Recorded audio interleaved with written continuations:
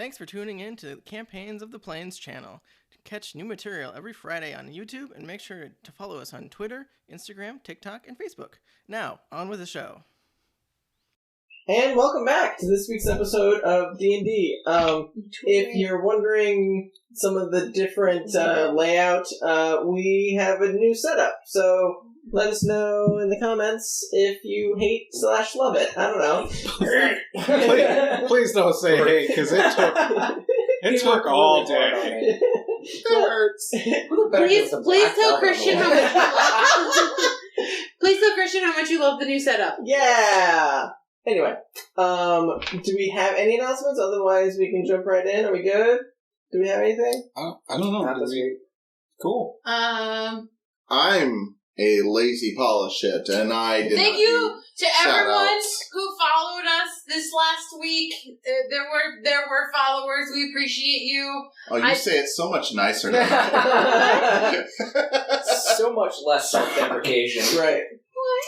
It's fine. It's fine. Do what you do. Yeah, he's saying you're doing a good job. Oh, okay, thank you. Yeah. We love everybody. You guys are amazing. Keep watching our stuff. Yeah. Share our stuff. All of the above.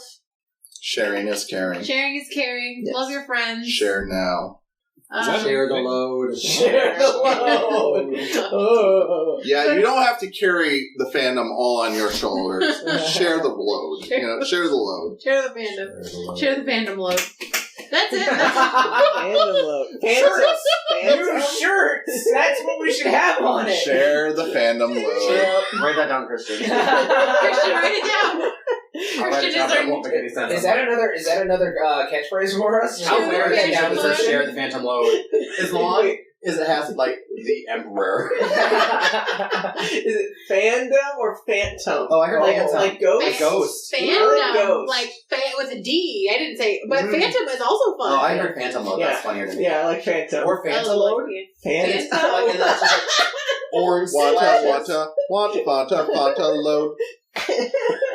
Anyway, back to you, Matt. Oh my gosh. That's our group announcement for the day. Phantom load. Yeah. Anyway, does anyone want to recap what we did last week? I got shit. Okay. Oh, please do. You did get shit.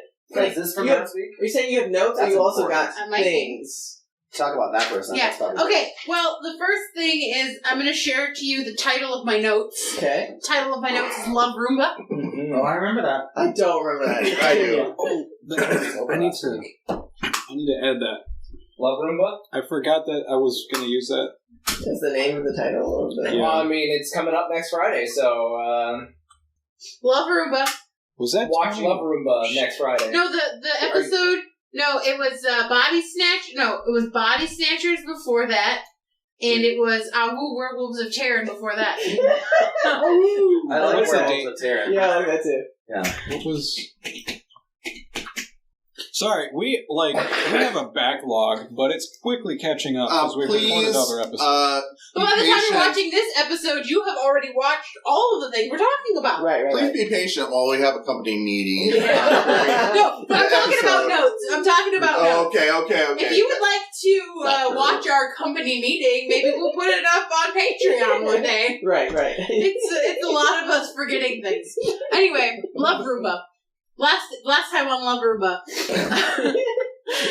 Is that the new Is show this name? like a shot at love with you, tequila? Love Roomba. Okay, Finnick gives Duke a note and a package, and I wrote package in all caps. Oh, it was a big package. It was a big package. It was a note from the heart. Yeah, I probably should have read aloud, maybe. A note from the package. Marie to be talking to Chatz with the last Love Blade. Mm-hmm. I changed the color of my pen. The mountain didn't move, so we got that going for us. Oh. Chat set some people up for life by giving them literally a large fortune. Yes. Cat who must not be mutinized. Mutant. Cat who must not be mutant. Yeah. Holy shit, that's episode 20. Is it? That's literally next week's... Oh shit, did I just... Womp womp. Yeah, our backlog... But you're not giving anything away because by the time you're watching this, they will have already watched No, that. I just realized. Cat who must not be mutant. The D&D ones? Silver arrows. Oh, we got silver arrows. We got like 750 silver arrows. I about threw a can across the room so I remember that damn quiver that I don't have. Oh, Yeah. yeah. That was the one that smells like Rowan's piss. Yeah. Oh yeah.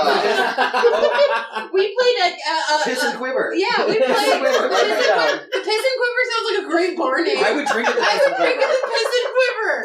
It's a bar, tavern, whorehouse. I need to Piss add and that quiver. to today's night notes. Nope, I'm just gonna put that in there right now. Let me You just change the name of the notes from last No, time? I'm just adding. I'm just adding. Oh, okay. I also will wear a shirt that says piss and quiver. Piss and quiver. Piss. I mean, I see you and- piss and quiver with anticipation. Anyway, more notes, guys. I swear we're not drunk. Okay. Speak for Speak yourself. for yourself. New fancy arrow. Nope. No fancy quiver. We were just talking about it. The piss and quiver. Mhm. Potion of Every time growth. you pull an arrow out of there, you have to say piss and quiver. I like that. Okay, That's so the we got magic a potion of growth that went to Duke, and we made some funny innuendos about it. Yep. I said, Duke, you look like you need to be bigger. Have this. Right, yeah. Like, is that a dick joke? It could be. Who Yeah. knows? I don't know. Somebody told me once that Dragonborns have barbed dicks. I've heard that. I believe it. Today, No, I have shown you. Yeah. yeah, Oh, today. let's not talk about your dick. More notes. More notes. Oh my god. Okay. Successful fee fank. Whoa, successful pee prank on Medical Rowan. Scientific. Yeah, Oh, I made right, Rowan right. pee himself. We did campfire fun. Mhm. We're merchants now. Changed Homer's Oh. changed a homeless man's life. Yes, you donated a bunch You- of gold and silver like- to You his read Oh, yeah, I cause. remember this. We're in all of town. those letters You are in individually. town. You are in Underfield. It's the biggest town we've ever been in Yeah. 3 years. Yeah. It's still only 7 people. No, it's significantly more. 70 We people. have, like, No. It's. I can read it. I can read it. Yeah. 77 is more. All right. So, the That's what I got. that's a great distillation of what happened. What had happened was... So, immediately following the earthquake that rocked Snoring Mountain, we were in a house who we didn't know the owners of, and we definitely didn't know what our situation was or where our future led. Then all the people came back from the mines after hard days of slave labor, and we met the owners of the house, who were just this old couple that just kind of wanted to be left alone, and sounded like they weren't really like keen on what was going on in the mountain. We bribed them to keep their mouths shut, and inadvertently also like gave them the means in which to liberate themselves, potentially. And we asked them a few other questions about the history of the mountain and things of that nature before settling in for the night. And we stayed the night there. We got our paperwork the next day, and the couple had left by then, and we took an old cart filled with rusty weapons or some crap weapons. I don't remember. It wasn't anything huge, but we managed to fake our way into the town of Underfelix, the hometown of Chatz, home of the Castle Felix as well. We found the merchant that we were supposed to rendezvous with, and we gave over the cart there, and I believe we put ourselves up in lodging, or we were looking for lodging, I think, when we were closing last time. I think that's kind of where we left off. Yeah, to kind of, like, start you off where you guys were at. So, you helped, the merchant that you, brought a bunch of, wares to. I believe that was the Lonely Tome. He gave you guys each some silver, for your troubles, for helping him, unpack, the cart, which some of you gave to, a nice homeless man who happen to quickly devour his weight in sausages and biscuits and whatnot. And then you guys made your way over to the Courageous Witch, which was the tavern across the way, past a bunch of merchant carts. And so we will pick up there. So just give you a little bit more of the scene. The Courageous Witch, you see a large wooden sign that's swinging over the door with a purple witch's hat on it. The tavern itself is a single-story building with a red roof. It has soft blowing chimes that are blowing in the wind above the door. And there's a small bell that you can hear chime as the door opens and shuts, as people are coming and going. As you're looking into the double set of windows that are on the outside, you can see several tables that are covered in cutlery and leftover food. It seems like there is a full elven woman that seems to be both bussing tables and behind the bar. Seems like it's a single woman shop at the moment. But that's what you guys can see from the outside. Are you guys going there? Just looking around at this is my first time on the mountain. Right.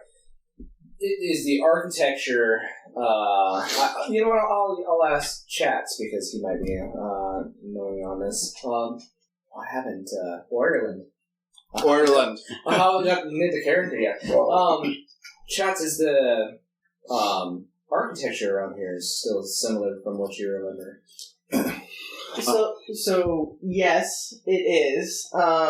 You would notice that a lot of the houses, especially in, you have glanced at the houses that you passed by when you were passing by the wolf statue that you guys came in. To the right is the lower moors, which is like the slums of the city, if you can call them that. They are like the lowest quality houses, but significantly better than like Shaggy Paw and Tarn. So you would recognize similar architecture from the time that you've been gone. It's almost like the werewolves have taken what was already there and put, some changes. Like, there's still stucco row houses, but like they have a lot more sharp angles, whereas a lot more of the Tabaxi is a lot more like smooth and a lot more like earthy moss type of thing. Like, it's a lot more industrialized now. It's not as homey. It's almost like a jigsaw puzzle, but some of the pieces are from a different puzzle. It reminds me of home, but something is just not quite right. But are the roads still the same? Well, so far, we've walked up the main avenue from the gates, so nothing really has changed there as far as I can tell. Right, so you came in the main gates, there was the wolf statue, and then there was a set of side streets that you guys went down. You went to the left, towards like I don't want to say rotund, like a plaza type area, that also has another street that's going out of it at an angle. And there are several streets that are connecting to these larger streets, like alleyways that kind of don't make sense. Like, you'll have alleyways that just go around a single house, or alleyways that go between two houses, or like there's not like a good structure of roads necessarily, because you would know back when a lot of this was made, you guys had to break down bunches of boulders and shit, because you're literally on a mountain. So you did your best to try and make things level, but there's definitely like inclines all over the place here. Yes. So. Yeah. I mean, the basic structure doesn't change much. It's a city literally on the side of a mountain. Yeah. As far as the nuances, I mean, I recognize, elements of Tabaxi art here and there, but it's almost absorbed into other art, other cultures that I don't know if this is were culture or if it's other cultures entirely. There's people from everywhere here. I've never seen such diversity in the city before. That's kind of why I had to ask. It just seems like there's so much going on here, but it's really foreign to even me and to the village where I found you. So, as you guys are just out here talking and kind of absorbing the area around you, this is very loud, compared to any place you guys have currently been, because there's lots of merchants, like talking to people, selling things, merchants of all different types of races, like, there would be humans, there would be, were creatures, there'd be elves, there'd be dwarves, like, there'd be everything here. It seems like just cursory glances, there are more than just were creatures that live here. Perhaps some of the merchants have stayed and made a home for themselves, or perhaps people have just happened upon this place and they stayed for some reason. You have no idea. When you lived here, did you have other people besides Tabaxi that lived on your mountain with you? Maybe the odd visitor, but it wasn't pretty rare. My people at the time had an aversion to humans, so there were very rarely any humans here unless they were an ambassador from some of the local counts.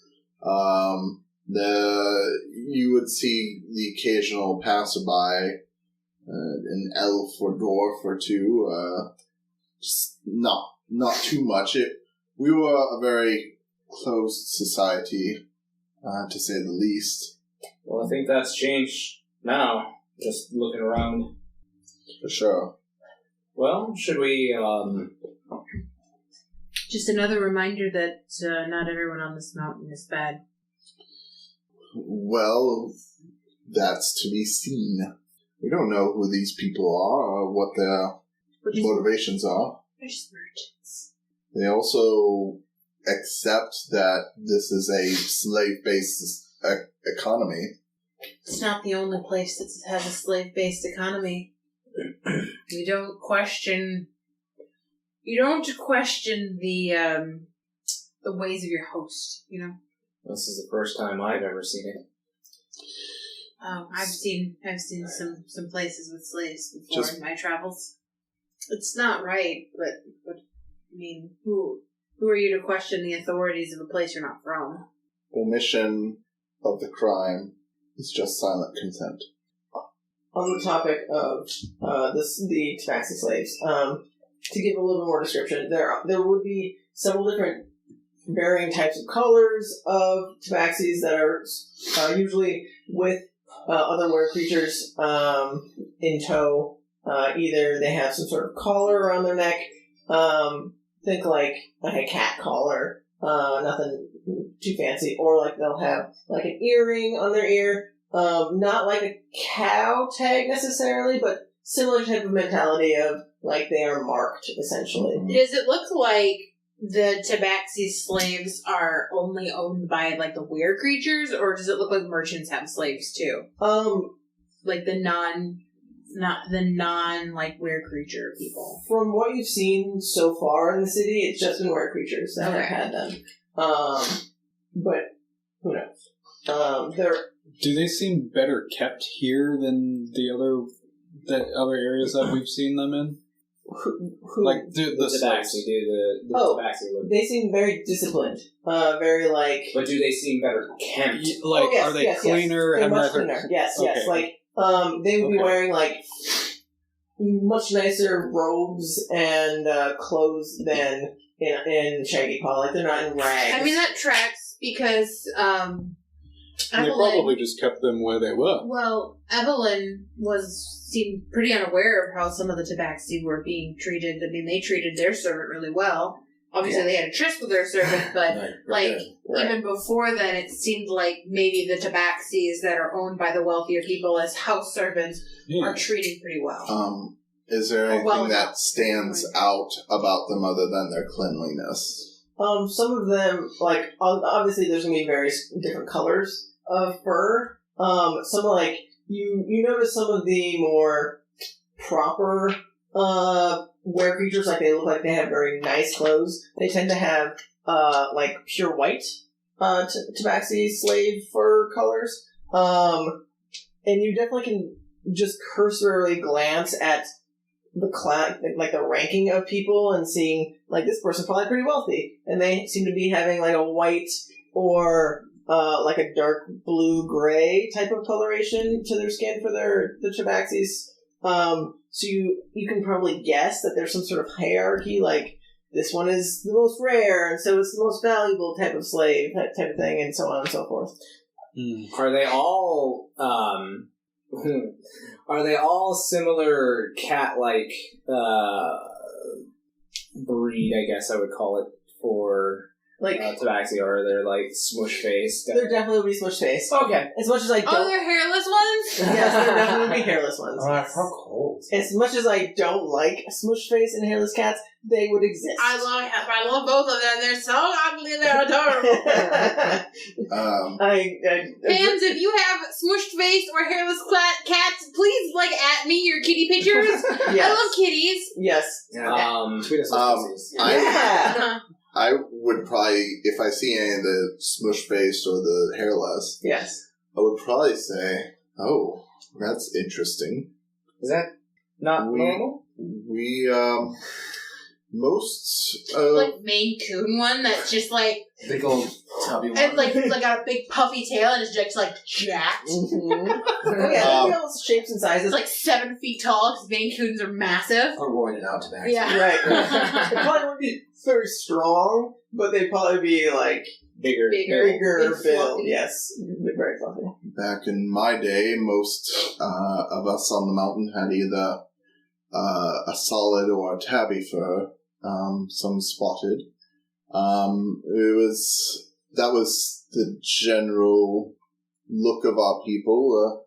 Well, I mean, evolution is a thing, and you've been gone for 200 years. How so- does a cat evolve to not Well, I have don't hair? know that happens over such short time periods, though. I don't know. I don't study it. I can I've just only- heard about it. Maybe they just Maybe they picked up other Tabaxi when they were traveling. yeah, maybe they picked Well- up other Tabaxi from other locations and they bred into your society. I'm guessing that is the case, or the where creatures have been forcing slaves to breed for certain qualities. What if? Actually, what if they heard about your town? Other Tabaxi tribes had. They traveled the mountain, moved to near those areas, and then the Tabaxi there were like, "Oh, it's Snoring Mountain. We should be safe on Snoring Mountain." And then all of a sudden, it's werewolves. We weren't unknown by various Tabaxi clans. There was only one we had really interacted with, which were the Iron Mains, but the Iron Mains communicated with other tribes across the globe. So it was a network of information. We did know of others, so it's possible that they may have been duped into coming to the mountain when it appeared. I think we're getting past the subject, though. We're getting really deep into I think it's Tabaxi lore. like it could just be body modification. Genetics. Hey, yeah, we're getting really into Tabaxi genetics. I don't question Duke as to why Dragonborn are weird colors. Nazi Different ism. colors. Why is anything different colors? I don't know. I'm different colors. I mean, I'm not different colors, but there are. You can change. But there are other kinds of Ganassi. So Yeah, There are other kinds of shifters as well. Yeah, there's Rick 204. are you different shifters? Are you different kinds of shifters? I'm more feline, and he's way more fox-like. I thought that those fox features came from your awareness, Being aware. being aware. You're not aware. Oh, You are, though. You You're so 204? There's like 4 different types of shifters, isn't there? there's There's yeah. like 4 I'm different. going to say I prefer 7 of 9. I mean, yes, there are. I 4 can get up different and walk types out of of shifters. I can't because I'm trapped. You're being held against your will. Are you kidding me? She's a badass. Anyway, Anyway. Okay, so we are here in Under Felix. What's our plan? Should you have a collar while we're here? we have I am in disguise as a guard right we now. have a plan already. just We're in supposed case. to look for that one guy. He can disguise himself For to have for a car if lodgings. it comes to that. Yes, That's a I good can. idea. I can Keep that in change mind. my clothing anytime I want. Just keep that in mind in case things go south. Yes. Okay. We're What was supposed to it? look for that one guy. What was his name? Oh, if you have any. I wasn't listening. I thought you took the name. Irish? No, I was busy. Why are you Irish? Irish. Why would you expect me to ever take down names? I don't do that. Bram Feldman. Corey Haim. Are we saying things now? So we're supposed to look for Bram somewhere. Sure. Are you sure? I think. Are you sure that's the right name? I don't know. I've been very stressed. Oh, you do look patchy. Ooh. It does sound right.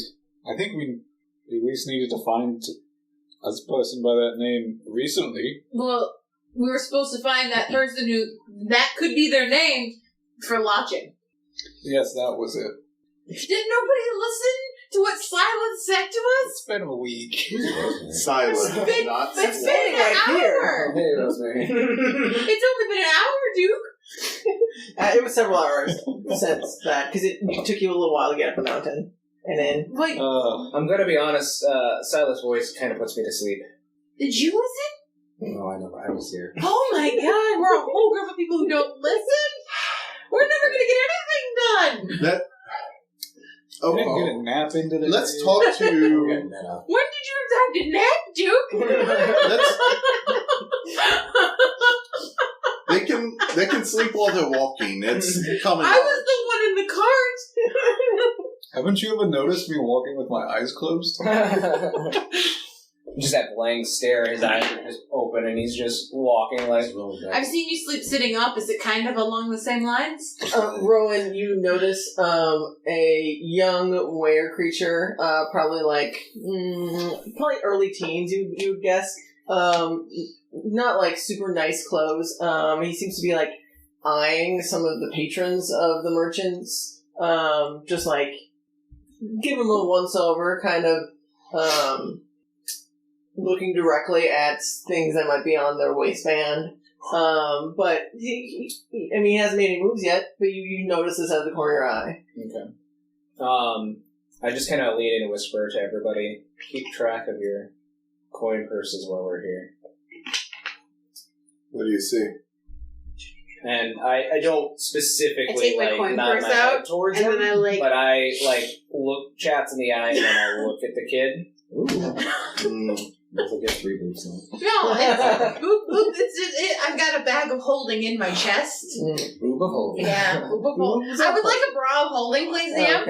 Okay. Yeah, it's one of those jokes. Like it doesn't matter how much shit you put in your bra, no one will know. Yeah, but when you start taking out sweaty bra coins, I'm done. What? Sweaty bra. They bra wouldn't, money? They wouldn't be That gold is sweaty. really glistening. It wouldn't be Gold is so sweaty. pretty. It's in the bag that Yeah. the money goes in, and then you put the money okay. in. Yeah, just I thought you I- just meant like you said you're just stuffing it down. Just like No. gold nipples. Yeah. Wait, hard gold gold pasties, gold pasties. Yeah. cow pasties. Wait, so then do your boobs go into the bag of holding at all times? Or they just always Yeah, It's so- just a haversack that sits in the middle of the Yeah, in That- between the this big part that's I mean, like right here that the separates cleavage, the thing. That's where Choose it the is. size you That- want. Yep. Oh, Yeah. So okay. the roster It's a mysterious thing. Right. Yeah, I've seen some guys with boobs, alright? yeah, it happens. Anyway, Right. I watched Are a we TikTok of a nearing lady who this- pulled like You're a standing whole right in front of the potato curtain head out of her bra. No, are And we you wouldn't nearing even, this, like, you this didn't even know it child? was in there. Oh, She was he's just like, let probably me just just show you what I can keep away in from you. here. He's not getting close to you necessarily because the I'm carts sorry, are a not little Mr. bit Potato away Head, from Potato the Head. walkway that It's would Mr. be Potato Head. close to They the changed it. They just establishment. changed the brand. Oh, Um, they changed the It's brand. the Miss So I mean, you Potato do Head. have some Brand. distance I between got the two of you. you if you want to keep your distance. You can. As a kid now. Okay. That's not difficult. Are you? I'm gonna move through the crowd and just move as close as I can get to him before he actually makes a mistake and Okay. does something stupid. Okay. Are you doing stealth? Yeah. Natural Hope not. 20? Yeah. Okay. So are you approaching? 29. Are you approaching this young man? Yep. I just move nice and quiet through the crowd and come right back up behind him. What? Did anybody see where Rowan went? Excuse me, ma'am. Excuse me, I'm busy. So you approach. He's probably ordering a drink. You approach this young man, and he seems to be like approaching a little wealthier couple that seems to be walking with their tabaxi, and he's kind of like, what's that called when you get right behind a car and like the wind doesn't Drifting. drifting, yes. No, not drifting. No. Drafting, yes, like Bumping is racing. sure, Rubbing is racing. sure, but like getting right behind them, as in like not in the peripherals type of thing, so that in theory he could come in for a nice quick grab at their waist. And before he does, like, I'm gonna wait till the last second before he does that, and then I'm gonna grab his wrist. Okay, so you see him like get the courage up and start to walk towards it, and you can see his open hand like getting closer. At what point are you gonna try and grab him? Before they notice, so... Okay. So, I mean, he would get pretty close. And I'm assuming you're, like, right behind him. I'm drafting him. Right. He would get probably a good couple inches away from the gold sack that it looks fairly heavy, that's, like, just hanging off of this man, I'm assuming, his belt. The way that I'm going to do it, does this kid look like not well dressed, or like? No, he seems like he is. Is he doing this for a thrill, or is he actually like looking like he needs money? He actually has. These are pretty tattered black robes. That Chatz actually recognizes. A symbol on there's a red claw mark on the chest. That you would actually recognize as religious robes that were used many, many decades ago for the Cat Lord. This is a were creature? This is a were creature, and these look like they've been like hand-me-down to hand-me-down to hand-me-down. Like they've seen much better days. Like they were previously black, they're probably now more of a brown. But you would see inklings of some of the really old ways that they made religious robes. But he's definitely of lower class. Before, like the way that I wanna stop him is I'm actually gonna take like we'll say 3 gold and put it in my hand. And what I'm gonna do when he like has his hand out like this is I'm gonna catch his hand and like put money into his palm and then like hang on to him for a second. Like So weird way to pick up people. I'd like to make a slide because I want to mask what he was doing before they notice. Right. Okay. Is what I'm trying to do. So go ahead and give me a sleight of hand. Rowan's gonna get arrested. 25. Yeah. Again. So he reaches for this bundle of coin that's dangling off his belt, and as soon as it's probably a good couple inches away, you reach your hand in quick and just clasp it with that gold in there. And he, like, do you pull him away at all, or are you just holding him? I will step in front of him so they can't see what I'm doing. So, like, I'm just moving around and grabbing his hand and putting this gold in, and then I'm assuming he's shorter than I am. Yes, he is. So I will kind of kneel down to his level, but I'm holding his hand so he can't like move. Okay. Yep. So you kind of cut him off from the couple and the Tabaxi, and the Tabaxi that's right behind them is a female, and she definitely notices you and keeps an eye on you, but she just keeps walking with them, and as you cut them off, they just keep walking almost like they didn't even notice. Good. And this young man like looks angry and scared at the same time at you, and he's like, what's going on? As you're holding his hand with, and I mean, I'm assuming he can feel the coin in his hand, but what is this? What are you trying to do? I saw what you were doing there. And you think if I'm the only one that saw you, you're wrong. I'm going to walk forward and say, what's going on here? Oh yeah, you're a guard. Yeah. And as soon as you say that, he, like, like starts stammering like, no, nothing. I look at Chatz and I say, nothing wrong here, officer. I'm just giving some gold to this young lad. I look at the symbol on his front and I say, you know that symbol's illegal, right? And like it's covered in a lot of dirt, so you see like half of it, but you immediately recognize it. Right. But he just like looks at his clothes that are torn to shreds, and he's like, this I've seen that before. Some of the slaves carry it around sometimes. We have to hang them. Oh, Jesus! roll intimidation. That's my job. Hold on. Forget what my Why intimidation did is. you chat these things, Duke? Oh, that was almost... Oh, too bad it's still an 18. Oh my fucking god! Road shit! Road shit. So you definitely would hear him like quiver, like his voice starts to like waver a bit, Does he piss himself? and he definitely pisses himself. That's why they call us the Piss and Quiver. And I, he's like, and I say to him, why don't you run home? I better not see you again. yes, sir. And he like he's gonna try and like break free from your grab. I'll see that he gets home, officer, if you don't mind. Thank you, good citizen. He like is still trying to break free. Are you just And still I'm hanging on? looking at him and I'm saying, be calm. I'll take care of you. Just let him leave. Just staring wide-eyed. I back up like 5 feet and then I'll turn around to the rest of the group. And I'll say, now that's a lesson for you. There could have been worse things that had happened. Yes, sir. Are you hungry? Yeah, I haven't eaten today. Why don't you put that in your pocket so nobody can see it? And why don't you come with me? We'll get you something to eat. Thank you. And we were going into this place. It's a tavern. Yep. Tavern. The so Courageous Witch. Yep. They probably have food in there. Definitely. And I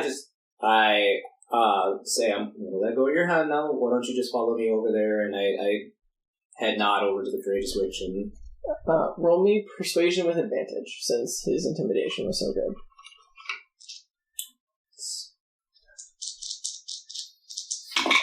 For me. 17. Yeah. So you let go of his hand? Yep.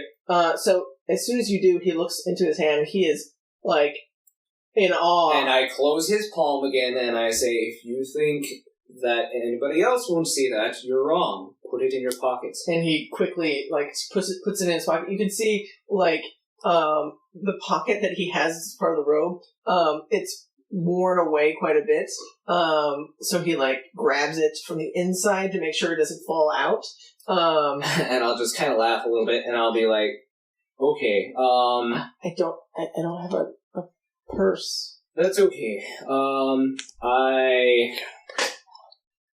And he doesn't have a wallet either. I got That's a not... prison wallet. Oh, I did not hear that. Oh.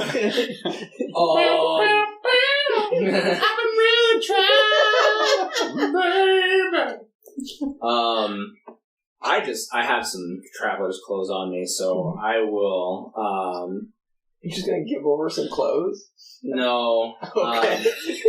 Do you need a bag?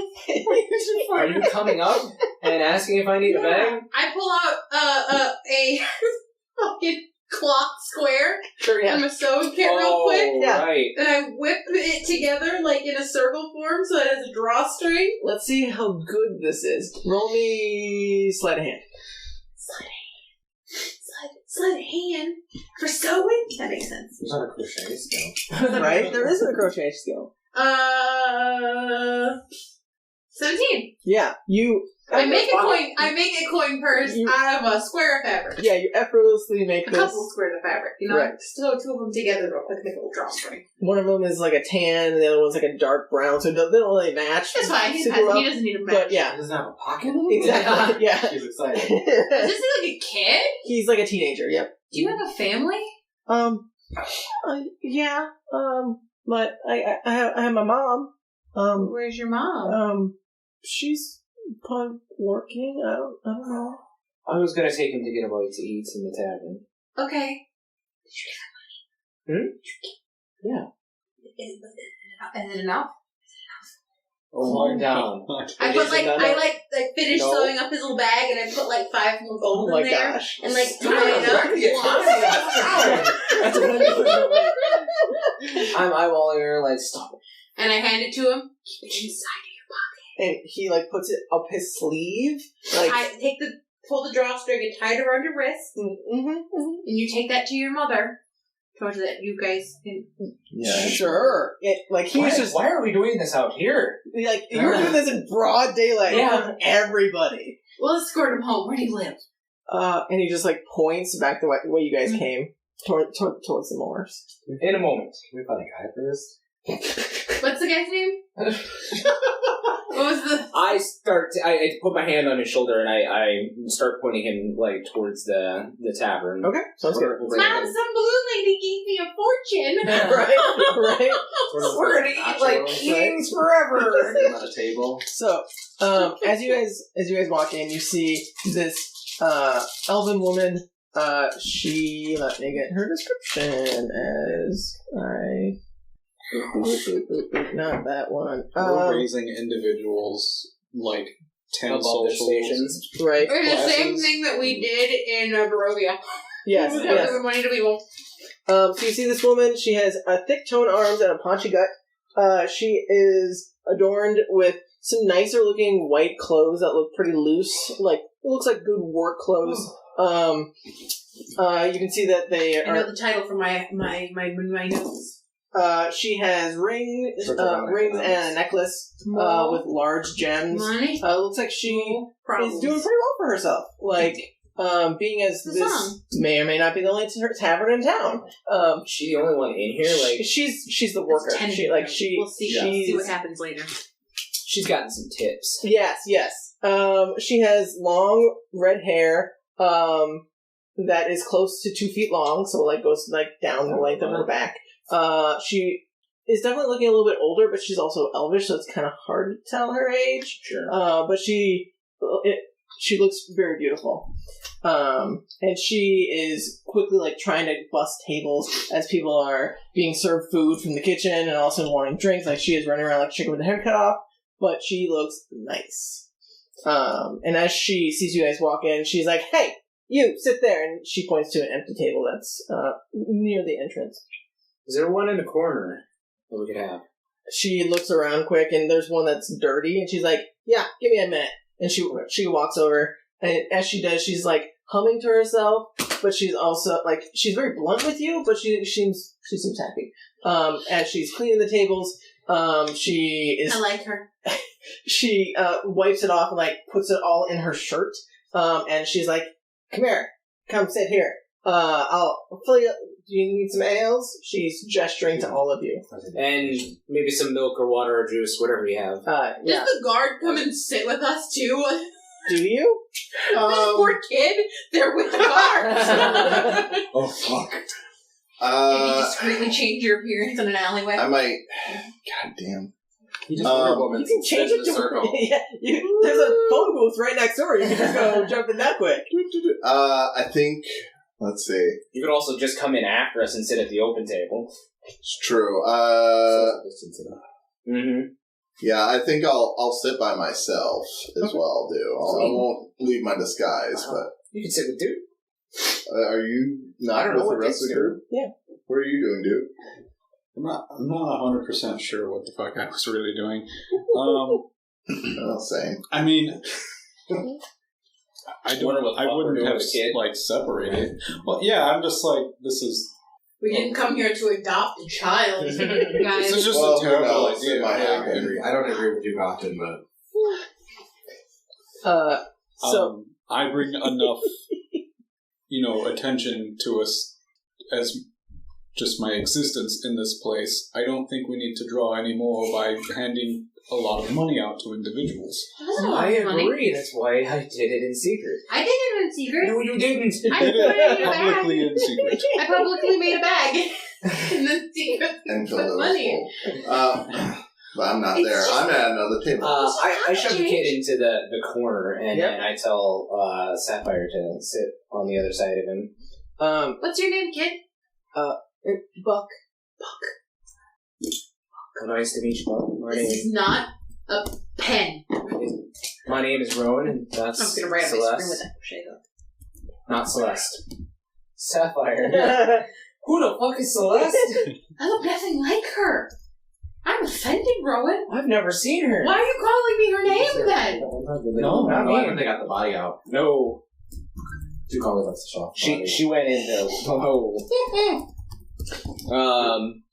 but I will signal to the waitress and I'll be like, what do we got for food?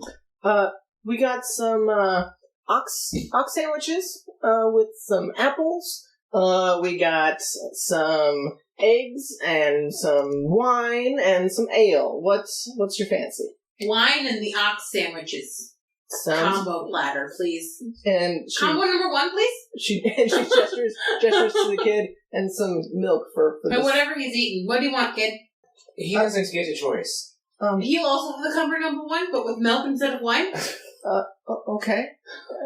We'll take some apples just for the him kids, too. right? So many You're apples. like a boy toy. How old is How old does he look like? He's like a teenager, Yeah, right? he looks like a teenager, like early teens, probably like 14, 15, something like that. What's his were creature? He is a were-rat. Okay. He's pretty skinny, like dark fur, like black, kind of chittery. Are the rats a lower class here? We've only met. No, because Two Evelyn others. was She decently was high class. Yeah, she was And they upstation. killed each other. Yeah. Where rat? Anyway, what? I have to make notes. What do you want from me? Notes. So he's like timidly like fiddling with the bundle that's up his sleeve. He's just like playing with it 'cause he likes. You can definitely tell he just likes to hear the sound of coins. Sure. But she comes back. Well, did anyone else want anything? Is anybody sitting with us? Food? Yeah, are you guys? You guys Are seem you like with us, some. Finnick? Do you want a combo number 1 as well? Yeah, I'll take that. I'll also drink milk. Okay. Another combo number 1. Yeah, I like the boy toy, please. Oh, sorry. We're fresh out of boy toys.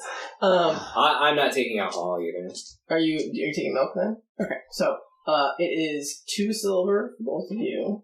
I'm paying for the kid too. Oh, okay. So I'll pay 4 silver then. Yours is 4 silver. With the So wine. I'll pay for Finnick That's 6 8 silver. Okay. Okay. No, Super nice. it'd be 6. It'd be- 6 Oh, I and thought she 4. was to pay for everyone. Oh. Oh, I'll give her a gold piece because I don't understand change, and I'll just keep the change. It's almost a gold piece anyway. 6 plus 6 and 4 is Yeah. a gold piece. So Yeah. there'd be no tip. Well, I paid for Ryan with the tip, and then he paid for him and the kid. Oh, okay. Oh, okay. That's what you're doing. Okay. Yeah. Okay. So she goes back to the kitchen, and like you can see she's like carrying several plates on her large breasts and the Yeah, a Yeah, couple like- like mugs. Yeah, Stein Like a mugs. chubby elf. yeah That's like diversity. diversity. Yeah. Steins. Yeah, several steins and plates, like Signs of milk. steins of milk. Yeah, because that's what they would have, steins. So yeah, she like sits down and like sprawls it all out for you and starts handing them out to everybody. And she says, "I'll be right back with any refills." Oh, And she heads over to your table and she says, "What do you want?" I'll take an ale and some conversation, and I'll push a gold piece across the table. She looks at it curiously. Okay, an ale. What else do you want? I'm fine. Dressed like a guard. You are dressing a guard. Mm, So she takes a coin and heads off and goes behind the bar and quickly fills up an ale for you and sets it down at your table. You guys are eating your meal, and she hunches over at you and says, "What do you want?" looking for someone named Bram. Bram. Bram. Ron Feldman. Okay. Ever heard the name? No. Inside check? Go ahead. Oof. What is that, like a 32? No, not quite. Oh, well. My computer's slow. 28. No. It wouldn't be that high. It is very slow. Do you have my stuff pulled up? I can pull it up quick. Okay. Sure. My computer is ancient. Yes, it is. It's fine. Was Steve? Your Still insight alive? is +3. I think so. Insight's +3 and you're not trained. Oh, okay, so it's only a 5. Yeah, she... Oh, jobs. I was like, I was like over here like, Steve. Yeah, Steve. And then I was like, do you guys know somebody named Steve? I don't know Yeah, why that was it's like your uncle. relevant. I was like, Yeah, like, oh, good old I know Steve. Steve. I don't know. I've never I know heard famous people Good named old Steve. Steve. Anyway, yeah, she's pretty hard to read. She seems like she's being pretty straightforward. She seems like the type of person that doesn't bullshit around. She's very straight to the point. Right. Oh, that's a shame. It was an old friend of mine. I just wanted to catch up with him while I was in town. She gives you a look like you're a guard. Guards are friends. And while you're in town, like the way you're phrasing things, it makes her suspicious a little. But she also takes the gold and shrugs and walks away. Mm-hmm. I'm assuming you didn't have anything else for her. As she's walking away, I'll say just a little louder just to make sure that maybe she can, like, overhear it. Well, it seems like she may not be involved with whatever we're looking for. What kind of guard are you, dragon? Yeah, you're literally just sitting with a guard. Yeah. But, you know, I mean, who else are you gonna fucking see with a shitload of weapons strapped to them? That is a point of contention. All of you have weapons. And I'll say in return... Yeah, that's different. But bow and arrow. We're a weapons. trade group. We were caravanning. It's dangerous. I'm just trying to throw her off of her suspicions. Right, like, sure. Maybe, you know. I understand. Good thing, too, I could use the ale. I just feel like the searching for chicks. Searching for chicks? That's what I No, she's not. She's not his character. like your wingman, and you're like, Yeah, they're just trying to buy horse. right.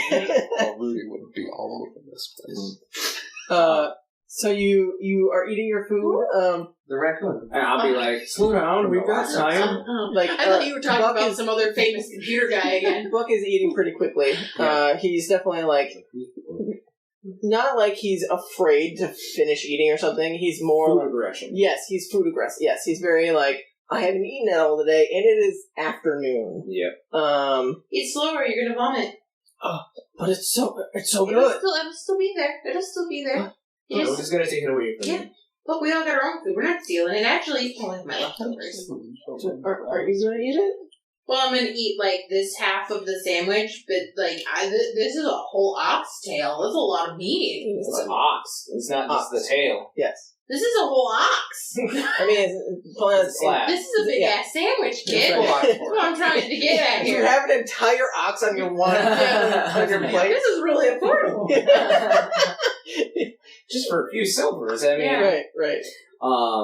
But I'll say, slow down. Why don't you tell us? We're traveling merchants here. Why don't you tell us about the town a little bit?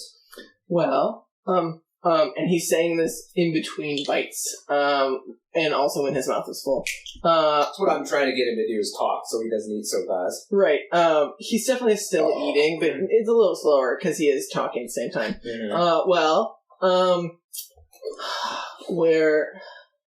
We're a town on a mountain, I guess.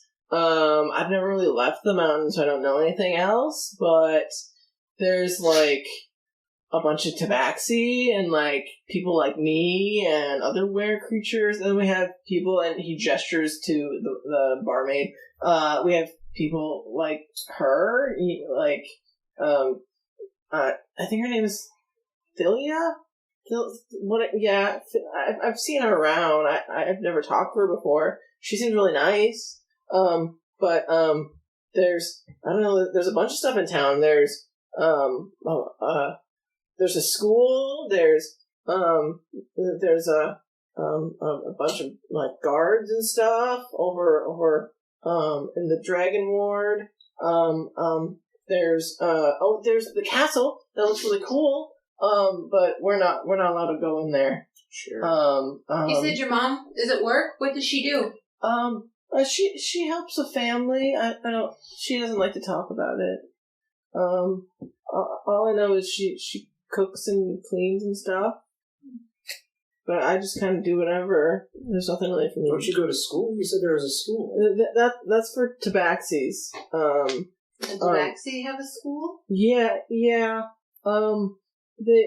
It's been like that for a long time. They like whenever the Tabaxis need to learn new things to help us. But my mom sometimes works alongside them. So they're usually pretty nice. I don't know. Is your mom also a worker? Yeah. She's just like me, just older, and she has golden hair, like yellow, that thing. Yeah. Okay. So I'm a different color. But that's about it. What about your dad? Oh, I never met him. Where did you get your robe? I found it on the streets. Some of the beggars they don't always wake up, and so they had some nice clothes, and I figured I might as well take them. I mean, they're not using them, so. What if he was still just sleeping? Wakes up, what the fuck? Just a naked homeless guy, you know? I mean... Is this the only place you've seen this symbol before? Well, and he, like, starts picking at it a bit, because, again, it's covered in, like, dirt and mud, so, like, you see, like, just a sliver of red in there, and he's like, I never even thought to, like, clean this. I don't really have clothes, so I don't really clean them. I don't know what this means. He starts picking at it, like trying to get some of the dirt off. Mm-hmm. And he like looks over at the guard that's sitting at a table or two away, and is like intimidated still by the fact that you are probably facing him. And so he kind of clamps up a little bit, and he stops picking at it and just like sits there quietly. Don't worry about him. Yeah, I just found it. I don't know what it means. That's okay. I was just wondering if you had seen anybody else with it. I mean, some of the other people, like there's some Tabaxis that have it. They're usually homeless, or sometimes they use these as rags to make good rags. I'm not going to tell Chatz that. And I look over at you two, and I'm like, that's not something we're going to share. Okay. I mean, it's probably a small tavern. I probably heard all that shit. Probably something quiet. But I will say, do you happen to know a man named, I look over at these two, I'm like, what was it that, Bram? What? Bram? Bram. Do you know a Bram in town here? Bram? Bram Felton. Nope. He looks at you confused. He's like, no, the name doesn't sound familiar, but do you know if he's like a famous person, or like, is he rich? Like, maybe there's this part of town you can look for him in. Like, maybe he'd be up in the Scholars Borough. That's the rich part of town where the school is. Or he might be in the lower moors where I'm from. Was he famous? I lean over at these two, and I was like, I don't remember. He was just going to find his lodging. If you remember correctly, he was part of the Chained Uprising, and he is a Tabaxi. So you were asking a were-creature, essentially, where a refugee Tabaxi is. Well, he's from the moors, so it makes sense to ask. He might have said. You said they were homeless Tabaxi? Yeah, not all of them have places to go. Are they also in the moors? Yeah, most of them, from what I've seen, they don't have a lot of places to go. Tell me a little bit about yourself, Buck. I mean, what do you do while your mom's away? Well, as you saw, I try and just kind of make ends meet, and get some food in my stomach. You know what? I think we can help out with that, and I really don't want to see a bright young lad like you lose a hand over. I would appreciate that. Why don't we go and get you, as I see he's probably pretty close to finish up. Yep. Why don't we go and get you some better clothes, and then why don't you show me where you live? Yeah, we should escort you home. Oh, okay. What time does your mom get done with work? It'll be an hour or two, I don't know. Perfect. Do you know where there's a place that we can get you some clothes around here? So you would know across the way where you guys brought your, yeah, that's where I'm looking for, thank you. Where you brought your cart is the Lonely Tome, which is a general store that would have lots of, adventurers' clothes, like tools, that kind of stuff. Probably a good, starting point to go check out. Let's go there. That sounds like fun. Why don't you two escort him over? I'm gonna close our tab here. I'll be right over. Right. I think he's gonna play. Right, of course. Yeah. You want to come with shopping, Finnick? Yeah, let's spend some money. Okay, cool. Bram? Nope. What's his Buck. name? Buck. Oh, God. His name is Buck. Buck. Too many names, too many letters. Rebel leader? Rebel leader? No. Hi, excuse me, could you lead me to the rebellion? Yeah. That's quite literally what you I guys feel are like he's asking. going around the bar. Fuck the police? Fuck the police? No. Yeah. Black Lives That one in Matter? particular. No. Buck, are you ready to go? Yeah. Okay. Yeah, and he is grabbing. So I'm assuming you didn't finish your food. So he is We'll get you a Take some dog. first. Do you have a to-go box? she is serving some other customers, and she's like, "Be right with you." Thanks. We'll take it home for your mother. Yeah, that's a good idea. She'll like that. Mm-hmm. She won't have to cook tonight. So you wait around for Theala, and she comes over with just like a little literal just paper satchel thing that you can fold it into. Yeah, a little bindle for him. So you put away your meal. Are you staying behind then? Yeah, I'm just waiting for them to leave so I can. All right, we talk go to them. shopping. Okay, so you head over to the Lonely Tome. Yeah. Okay, so what are you guys doing? After they leave, and I see that I'm watching them out the window so that they go into the store, and then I'll go sit next to you guys, and I'll say, he's just a good kid. I think we could get some information. His mom works with the Tabaxi here in town, so I think she might be able to lead us to some information. That's a good lead. I thought so. Unfortunately, I don't know what direction you should take. I mean, you can probably walk around these streets just fine, but... Well, there's the, you probably know what the Scholars, Scholars Borough? Is that Borough. the section of town? It's directly to the north of where you guys are currently. Mhm. You would know that you literally just go down the thoroughfare, and you get right to it. Like it's across town, but it's a straight shot. Buck was telling us that there is a school there for the Tabaxi when they need to learn new skills. So there's probably lots of Tabaxi there that you might be able to get some information out of. Hmm. We're probably going to take Buck back to the burrows just to make sure he makes it home safe. We'll meet you there. Okay. And I, dig into my clothes bag, or my bag, for my regular traveler's clothes, and I, God, that's right. I still haven't washed my tartan, which is in my backpack. Correct. I say I'll hang my tartan outside on the door or whatever's there, or in the window, something, so you know where we're at. Okay. So you would know that the school, which is called Cat's Cradle, at least it was back when you lived here, that it was a pretty large school, 2 stories. It has like gates around it. Like it was a fairly prestigious school back in the day. So you don't know. You washed your tartan the next morning. I thought it was the same day. No, it was the next I morning. think the next morning. You washed all of your clothes.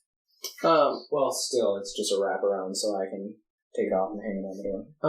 So you know it's a nicer school, and it's also in a nice part of town. Mm-hmm. Like, there would be a lot of bigger houses, nicer houses. Like that's the nicer part of town. So. Oh, hey. Earthquake, I'm sorry. Calm down, people. What do you say, Duke? Shall we go to school? Wow. Well, I suppose so.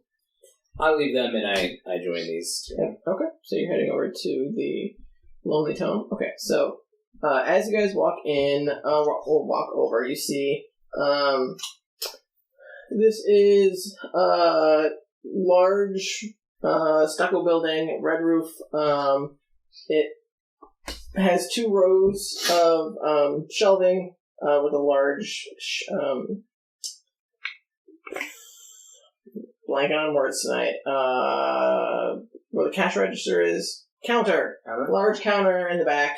The walls are just covered with different types of supplies, and it seems very well stocked now that you guys had stocked it. There is a male elf that is currently putting things away, like back into the places where they should be, as you guys may or may not have put them in the correct place. But he welcomes you, the 3 of you, nonetheless, and says, "Welcome to the Lonely Tome. What can I do for you today?" Do you happen to sell some just like general clothes here? Why, yes. I believe we have some clothes, and he like gestures over to the large pile of like different types of bindles of like some of them are nicer warm clothes, some of them are more like tropical clothes, like beachwear. Like there would be various. We're spring into summer right now, right? Right. Okay. Yep. So I mean, there would be various different types of clothing. Is this kind of like what you're looking for? As he gestures at the several types of clothes. Sure. Okay. Just like general streetwear, you know. Yeah. For the season. And he goes and grabs like a nice plain red shirt, and he like holds it up to you and says, "Oh, do you think this would look good?" Oh, that's not my color. Oh, blue doesn't. Oh, okay. But it's not for me. It's for the boy. Oh, and he like looks over at this now. What's what I'm looking for? Disheveled looking, gross, peasant man, essentially. Mm-hmm. Peasant teenager. He's like, oh, very well. Does he need a whole new outfit? Yes. Or? And shoes. Oh, okay. Yeah, we have some boots. That would be nice. I mean. And a nice little leather satchel if you have a bag. Oh, yeah. A bag. Like a nice... Yeah, a nice, like, bag. Yeah. Okay, sounds good, yeah. And he starts putting together some of this equipment for you. And he's like, one moment, and he runs to the back to get a satchel to put everything in. Mm-hmm. Let me look up adventuring gear. I come in and join them, and I'm like, "You're getting him clothes and whatnot, yeah?" Yeah. And you're getting him appropriate clothes for the burrows, where he won't get robbed. Appropriate workman's clothes, please, sir. And he comes back with this nice satchel bag. He's like, "What do you mean?" Plain colors, please. Nothing too bright. Nothing dying bright. Yes, that's probably for the best. Yeah, and a plain satchel, you know, not anything super fancy. Although that is really nice, I might take that. So the one Do you have one that has like a little window? he looks at you confused. Like a little clear, or like a place that has a small pocket that I can zip open. Why would you want to see inside? Why would you want anybody else to see inside your satchel? I don't want anyone. I'm not going to put anything in that satchel besides Daisy. Who? Lily. Lily. It's Lily. Yes, it is Lily. Besides Lily. You're going to push your cat in a bag. So she can see outside. She always sleeps in my hood. I think she finds it comfortable there. Let me ask. She's purring around your neck and sleeping. No, she is happy. You're right. You're true. You're right. Okay, she doesn't. Never mind. So he Do you sell collars? like for cats? Yeah. He was about to say Tabaxi. You definitely see he looks you up and down and like is. I like pull my hood down and there's a little cat head. Oh yes. Sapphire's like a choker. guy. Like Shit about got real. like he was definitely like. Are you sure you're asking for the right thing? But yes, he would be, And then Sapphire's like, he would be able to find some nice leather with his bell. right, with a little bell on it, of course. So he grabs some common clothes, a satchel, some boots. Did you want a satchel as well? No, I don't need a satchel. I will take the collar with the little bell. Okay, the collar with a little bell. Okay. And did you need anything else? We have some nice climbing kits, or Do you need anything? I think I have everything. okay. Well, Do you sell collectible coffee mugs? what? He just looks super confused.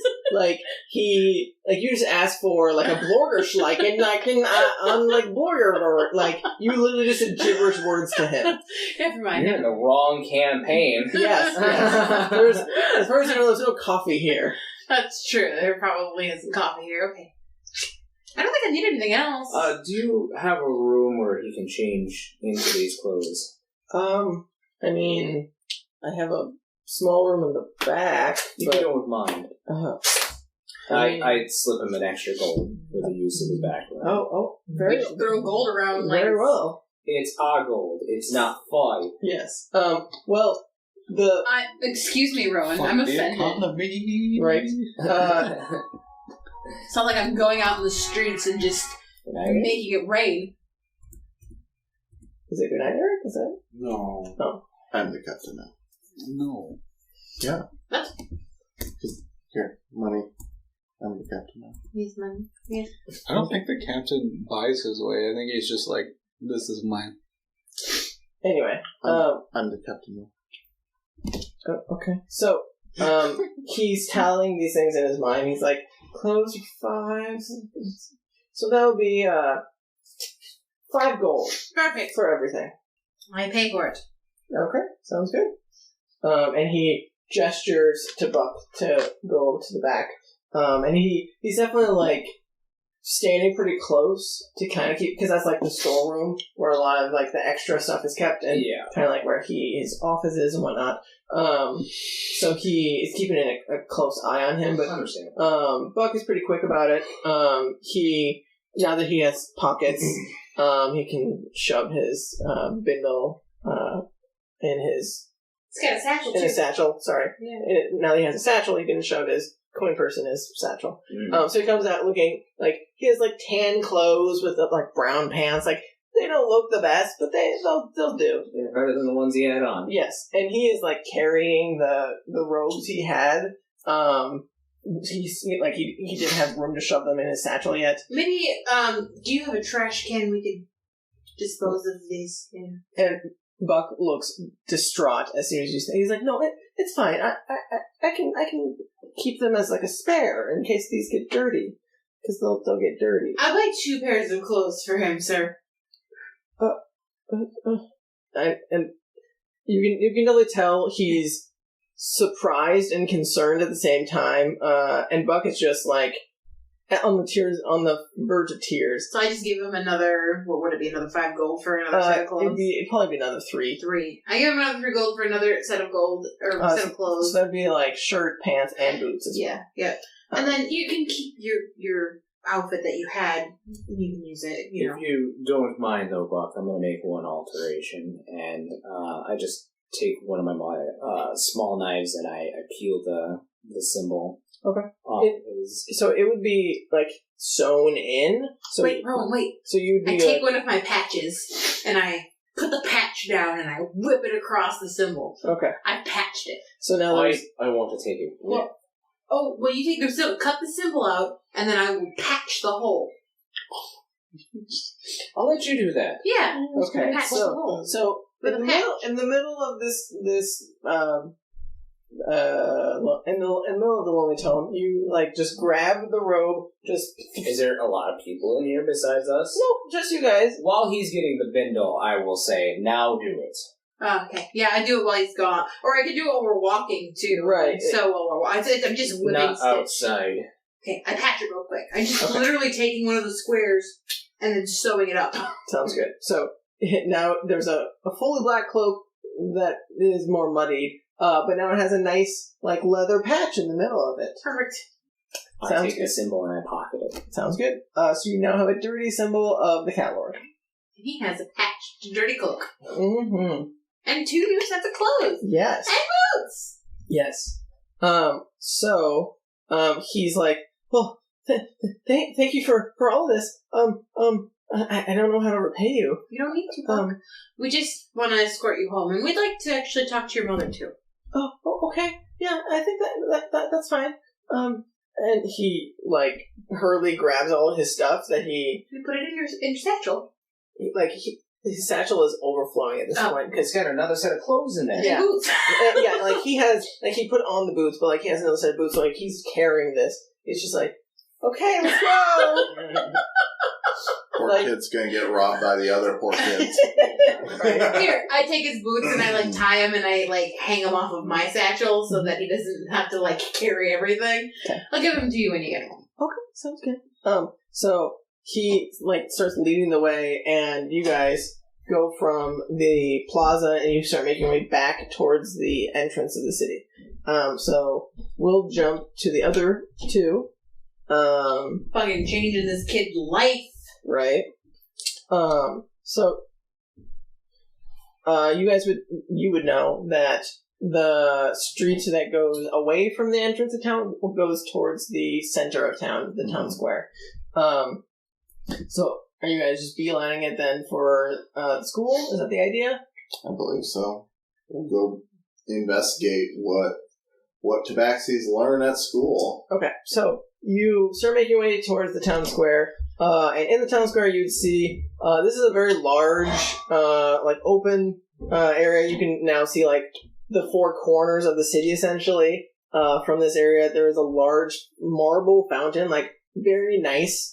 It depicts a large creature. It looks like kind of like a monkey, like a baboon almost. It's like perched in a tree, and it has an entire elk in its maw.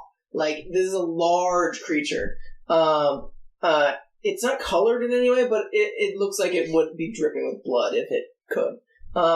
And above it is a large moon with a pair of eyes, like, embedded in it, with, like, stars all around it. It looks very different from the fountain that you have previously seen, which was completely different. It would probably be of the Cat Lord, like, praising all of the Tabaxi children and, like, teaching them tricksy things. Completely different. Is there a plate attached to this fountain? Yes, there is. Let me find it.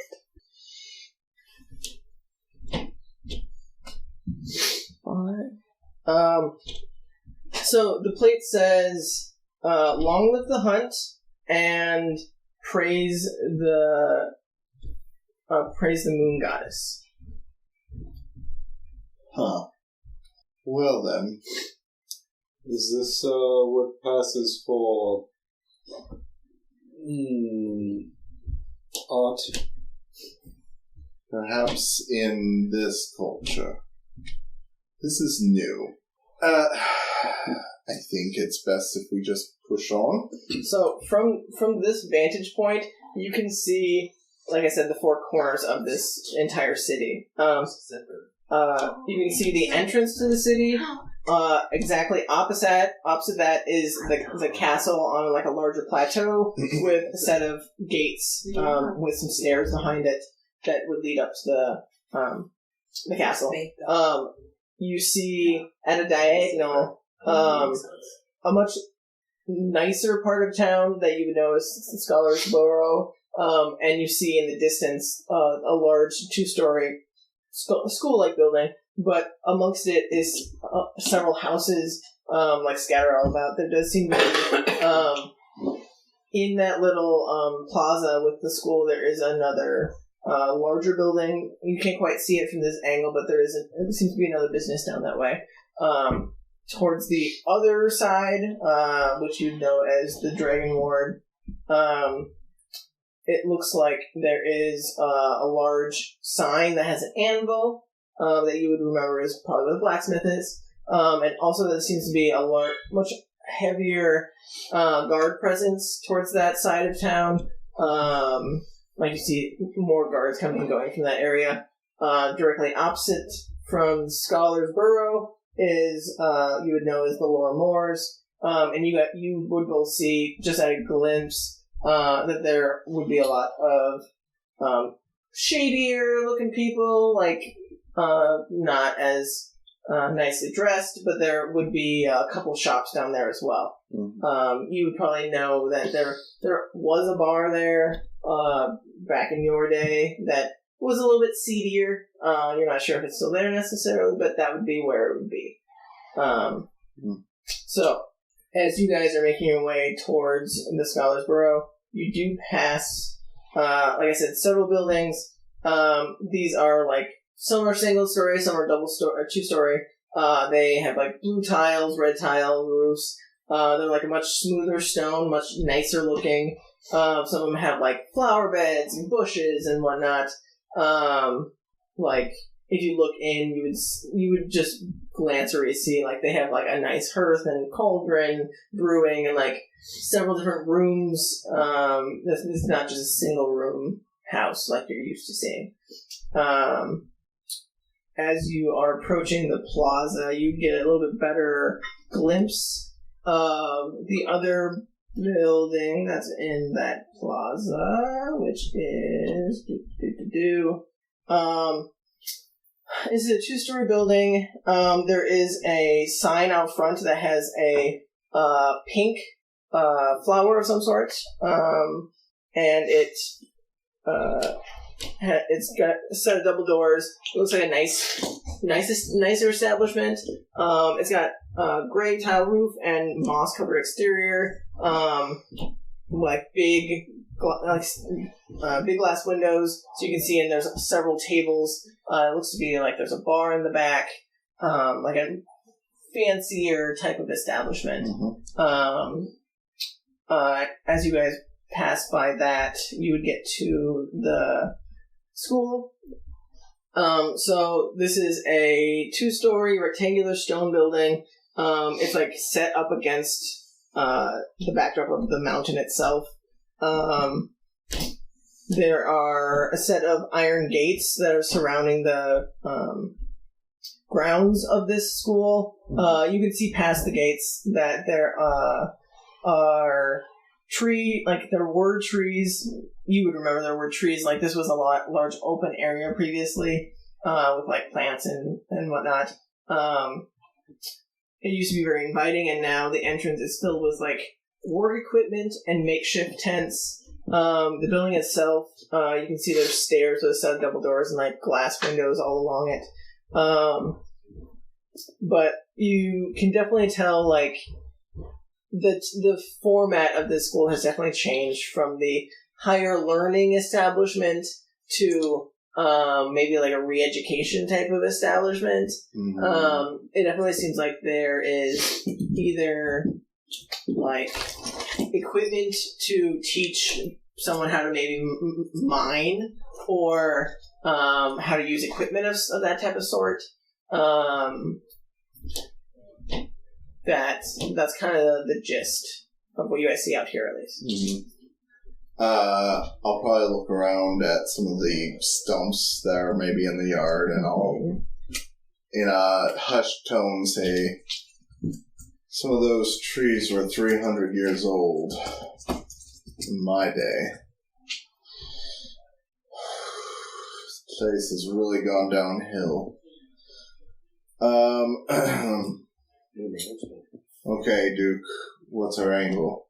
I think we go in there, you say something to the effect that you are an investor who's looking at allying yourself with the were creatures, and that we want to look at some of their establishments on the mountain. Okay. It could work. I don't know, what was your plan? Well, I mean, you're coming in as a guard? Yes, I'm assigned to escort you around. Right. I mean, the investigation thing that we sort of played on earlier seemed like it worked a little. Well, you lead the way then. We can see how it goes. Okay. Okay. So the set of iron gates that are around are currently closed. You can see through them, but they're currently closed right now. Okay. And this appears to be the only entrance to this area? Yes. As far as you know, this was the only entrance. Okay. This is the only visible entrance. Alright. Guess let's approach the gates.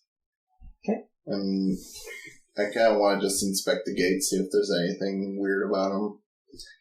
They don't seem anything out of the ordinary. They do have, like, a large metal lock on the outside, like, for a keyhole of some sort. But doesn't seem to have anyone standing guard, necessarily. But they are shut, from what you can tell.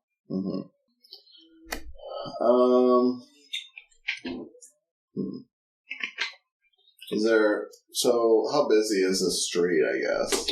I mean, this plaza is a lot less,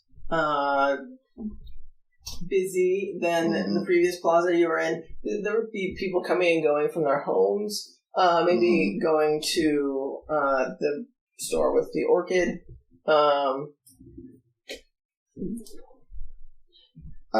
you definitely wouldn't be as busy as the marketplace. Right.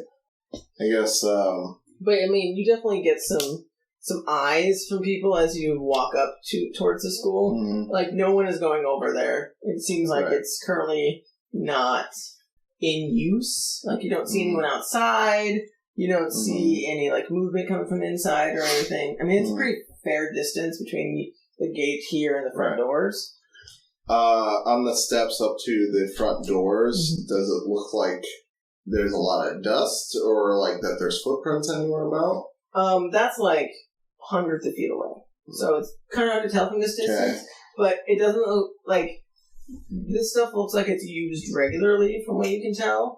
Like, just at a glance. It doesn't look like it's not used. Like, the door doesn't have dust necessarily on it of, like, not being opened or anything like that. Can we go around and check out the other sides of it? I'm confused. This was the main entrance. I guess. Yeah. I mean... Are you looking to, like, go around the building and try and scale the wall type of thing? Is that... No, I want to, I guess, from where we're at, there's no visible other entrance, so I was thinking, like, going around to see if a new entrance was built somewhere, maybe, that is more regularly used than the old one. Okay. So, you start making your way around the building, around the gate, and you walk your way around the wall. You would see several houses as you go, as there are houses that have, like, built along the side of the gate. along the fence. Mm-hmm. But you make your way all the way around, and there doesn't seem to be any entrances on the backside or anything. Mm-hmm. It seems like it's a pretty fortified wall. There doesn't seem to be any other entrances. Okay. It is later in the day. It's probably getting to be like 5, 6 o'clock at this point. Mm-hmm. What do you think, Duke? Is it worth trying to get in there? Or understand how it looks empty in here. I mean, they have stuff here. They must use it, but they did use it recently. But I could probably break this lock, but Well, why don't you? all right, we'll block the view. I'll get behind you and pick this lock. Okay. So I'm gonna try and discreetly pick the lock. Okay, so this is in a town plaza of sorts, so it's pretty hard to discreetly pick a lock in public like this in broad daylight. I guess, yeah, I want to act kind of casually, like, Okay. this will probably give me, like, disadvantage or some bullshit like that, but, like, basically I want to reach into my pocket for my toolkit, but then kind of, like, covering my hands, like, act like I pulled out a key or something to, like, jiggle it. I'm not gonna, like, necessarily look at it. I'm going to, like, try and pick it just with the feeling from my hand. Okay. Yeah, give me lockpicking with disadvantage, so I believe it's sleight of hand. I mean, yes. Unless, of course, you have proficiency in that. Which I do. You do not have proficiency in sleight of hand. Not with sleight of hand, with lockpicking tools. Oh, yes. I have expertise, in fact. Doesn't matter. Yeah, it doesn't matter. Even with disadvantage? I rolled 2 16s. It's a 30 total. Unfortunately, no. You easily pick the lock, and you're standing guard as you're watching people like walk by and give you weird looks. Like you're a dragonborn standing next to a guard in front of a gate, and they're like they've never seen you before. They don't stop you, but they definitely like hushed talking, look at you. And then and then go about the business. And as I unlock it, I'll say, "This way, Mr. Xavier. I'll show you around the grounds." It's the best name I could come up with. Okay. Okay. So you have sufficiently broken in. You open the gates. Are you heading in, I'm assuming? Yeah, I'll close the gates behind us. Maybe not enough to lock them, but like I'm shutting the gates. So they don't lock automatically. They just like they go to where they would close, and they're slightly ajar a little bit because there's nothing keeping them closed. Okay. But they look for the most part closed. Okay. So you're now on the inside of inside of the gate on the grounds of the school. Wait, where are you going? There is, like I said, there's a bunch of equipment and makeshift tents around. They're like, the tents would be like flapping in the wind. There's the building with a set of double doors and lots of windows. It's a ways off.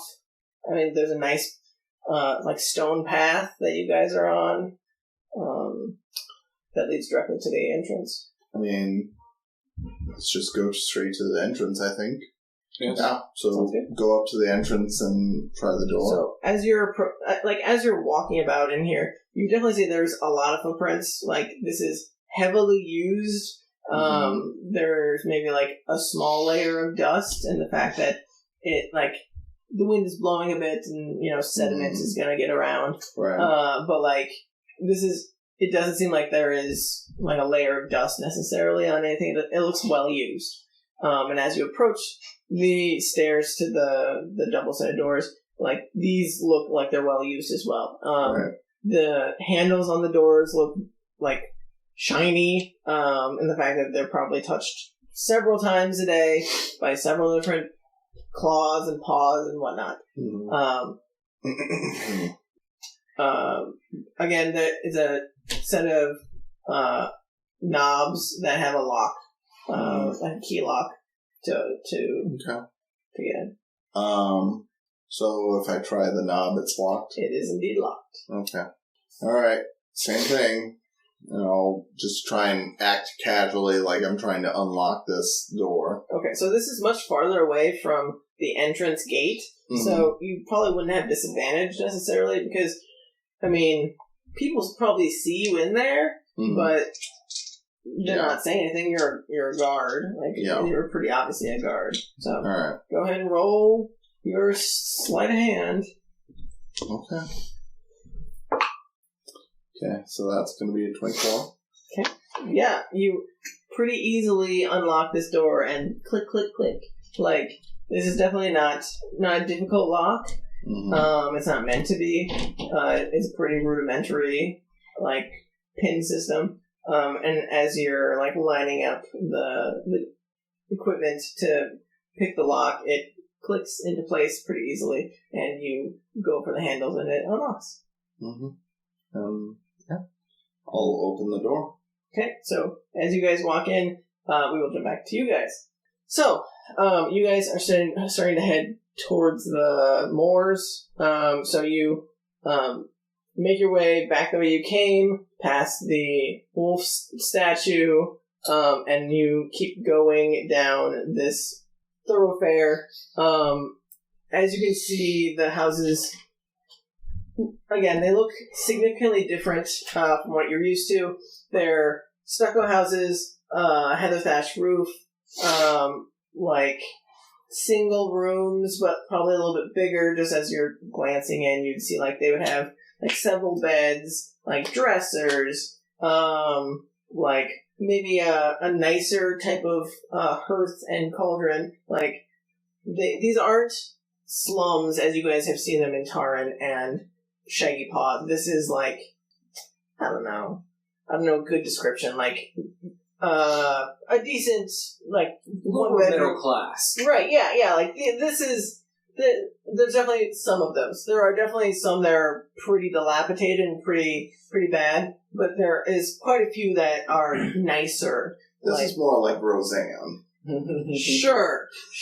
If that's a reference that people understand, yeah. I don't know. You would see like barrels outside people's homes, and like catching rainwater. Yeah, like there would be lots of utilitarian things like that around. Like chickens about like pecking at corn and shit. And as Buck leads you a little bit in, you guys would be able to see there is a couple, like, so you get to the plaza of the moors, which would have, let me get the descriptions. You would see one smaller looking building. It has, it doesn't have like a sign out front necessarily, but it looks like a pretty seedy looking bar. You see a couple like younger, not like teens, but like probably 20-something, 20s, 30-something heading in there, like a small group of were creatures heading in there. And then across the way from that, there would be what looks like a terracotta single-story building with gray shingles and a tiny hardwood floors. Shiny hardwood floors, not tiny. Shiny hardwood floors. It looks like you can definitely see like some aerated smoke coming out of the door. It looks like kind of like a hookah lounge. Like you see some lanterns on the inside that are hanging from the rafters. It looks like not the shittiest place in the world, but it does look okay. And the sign up front is just like a nice little cup that is steaming, has some steam coming out of it. But Buck would direct you past both of those two establishments toward, like, on the opposite side towards where his home is. Are you guys stopping anywhere along the way? Or are you just going straight to his house? We'll just go to his house. Okay, sounds good. So you head past the plaza a little ways in, and you'd be like going, sneaking through like back alleys because again there isn't like roads. It's just like streets, back alleys to get to houses and whatnot. And you'd go past a couple houses and go around to like the backside, and this is again a smaller house, probably one bed, like a chest, probably not a dresser, probably a small cauldron and a table. It looks pretty deserted, and as he walks up, he just like flings open the door. Like it doesn't have a lock on it, and if it did, it'd probably busted out. Sure. The windows are pretty covered in gunk and dirty. Like, this is slightly one step up from a house in Shaggy Paw, but not much. Mm-hmm. There would probably be like layers of moss growing on the outside, and like holes in the roof that are slowly dripping water, and you get the gist. But he runs in and he just like jumps on the bed and starts like unfurling everything and like looking at all of his spoils. Sure. And he just like gestures you in. Hey, come on in, guys. I'll usher the other guys in, and then I'll take off my target. Do they have like a small front yard? Like the front yard would be the street. Oh. Like they might have like a window hanging on the doorknob. But yeah, there would be a doorknob you could hang it on if you'd like. Yeah, I'll tie it in a knot around the doorknob. Okay, sounds good. So you tie it up, and he like gives you a weird look, but he doesn't say anything. As you're tying it up. Excuse me. What are you guys doing? I'll say, do you have a good spot to hide? And I kind of point towards the in his sleeve the coin purse. And he's like, I can probably hide it under the bed. And he lifts it up, and there's like a small chest that's underneath there. It looks like it's pretty old. Maybe you should wait to hide it until you give it to his mother. I feel like she knows that this chest is here. Yeah, it's her chest, and he like pulls it out on the other side, and he like unfurls it, and you can see there's probably another set of clothes in there that look feminine, and older and ratty as well. There's probably a small coin purse in here. It doesn't seem to be a lot in it, just glancing at it. But there's probably not much else in here. It's probably pretty empty. And he just like takes everything and just like dumps it in here, and it's getting to the point it's too full with his clothes and his boots and his satchel and everything. It's definitely not big enough, but he's gonna try and like close it anyway. Maybe the boots don't need to go in the chest. But they're so nice. They are nice. I don't want to leave them out. Yeah. I mean, any gestures at the door. It's not like anyone can like stop people from coming in. Maybe I can arrange things in here a little bit to get them to fit. Yeah, fold it really tight. Roll out the air. And But the boots are new, so just like put the clothes in the boots. I kind of look around. This is a one bedroom. One bedroom. Yep, definitely. It's a studio apartment. Yeah, essentially. It definitely looks like the bed, like there'd be imprints of both of his mother and him. Yeah. Very like, this is my side of the bed, this is your side of the bed. It's big enough. It's barely big enough for the two of them. But being as he is at least pretty small. It's not necessarily hard for them to sleep in the same bed, but at least he doesn't have to sleep on the floor. So you said there was a table in here. They don't have like a dresser room or anything. No, they probably wouldn't have a dresser in here. Like you've seen other slightly nicer houses that have dressers, but you can definitely tell like this chest is the dresser essentially. Do they have like a pantry cupboard? There'd probably be, like, next to the hearth, there'd be, like, the cauldron, and, like, a small little cupboard that would have, like, food, maybe, if they had food. Like, I take the sack that we've gotten from the tavern, and I hand it to Buck, and I tell him, why don't you and Sapphire put that away, and I'll see if I can get these things to fit for you. Oh, that sounds nice. I appreciate that. When they have it back turned, I look into the purse just to kind of see real quick, like, how much they have saved up. So there is probably about, I'll say 20 silver. And there is another, like, little nugget that looks like, let me get the description of that. Because it's not currency. It looks like something that... Raw ore? No. Roll me an intelligence check. It's an 8. You're not quite sure what this is. It looks like a little chunk of, like, a brown powder of some sort. And you're not quite sure what it would do. You're just like, why is there just, like, this weird brown powder inside this little satchel with money? But it looks like it might be from some sort of plant.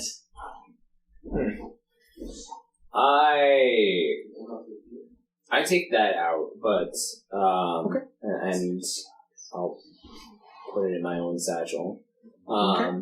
But then I quickly stuff in. You said there's 20 silver in here? Yes. Plus the satchel that he just put in there, which has my 5 gold I gave him, the 3 gold you gave him. Like, you just, like, quadrupled their life savings. Mm-hmm. How much money is a fortune? I take the 20 silver out, but then I replace it with 10 gold. Okay. Talented in who you are. That's true. And you took out the chunk? The silver. Oh, and that. Yeah. Okay. That's...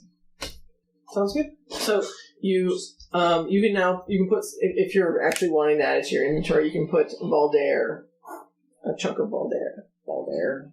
Vodare. Sorry, oh yeah, I spelled that right. V what? Vodare. Valdare. Yeah, and I'll quickly do that, and I'll kind of roll up the clothes that we got him into a nice tight bundle. That way, things will start to fit a little bit better than just being thrown in the chest. Okay, sounds good. And I'll ask Finnick to help me, like, have him, like, sit on the chest so I can get it to latch. Sounds good. Yeah, it would definitely take a little bit of effort. Yeah, it's a 2-person job. Right, but you do manage to get it to latch. It is brimming full. But it manages to close just fine.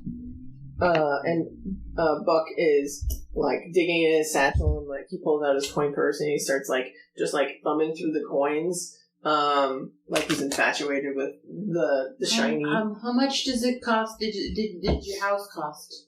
Oh, I don't know. What are you going to do? Buy it? What? No, I'm just making idle conversation. That's an odd question. Jesus. Do you think the child would know what his house costs? You've never spoken with children before, have you? No, I haven't.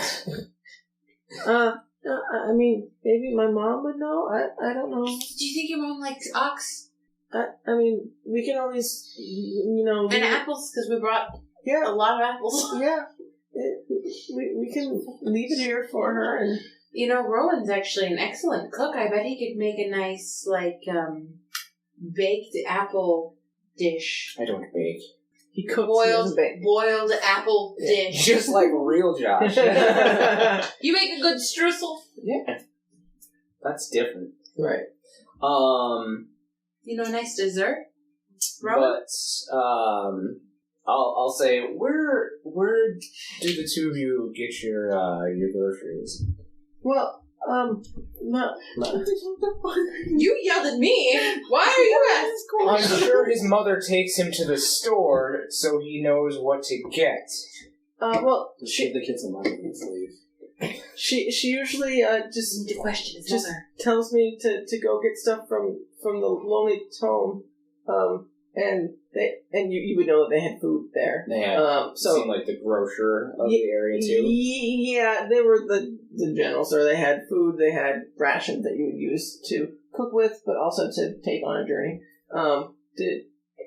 So I mean, you would have seen some of that stuff while you were there. But I mean, the merchants have some stuff too. And you also would have seen that there have been several merchants that were in the plaza that had, like fresh fruit and meats and like jerkies and sweet pies and shit like that. So like a lot of the commerce is done in that area, which you would have already seen. If I would have known that, I might have grabbed just like Some food?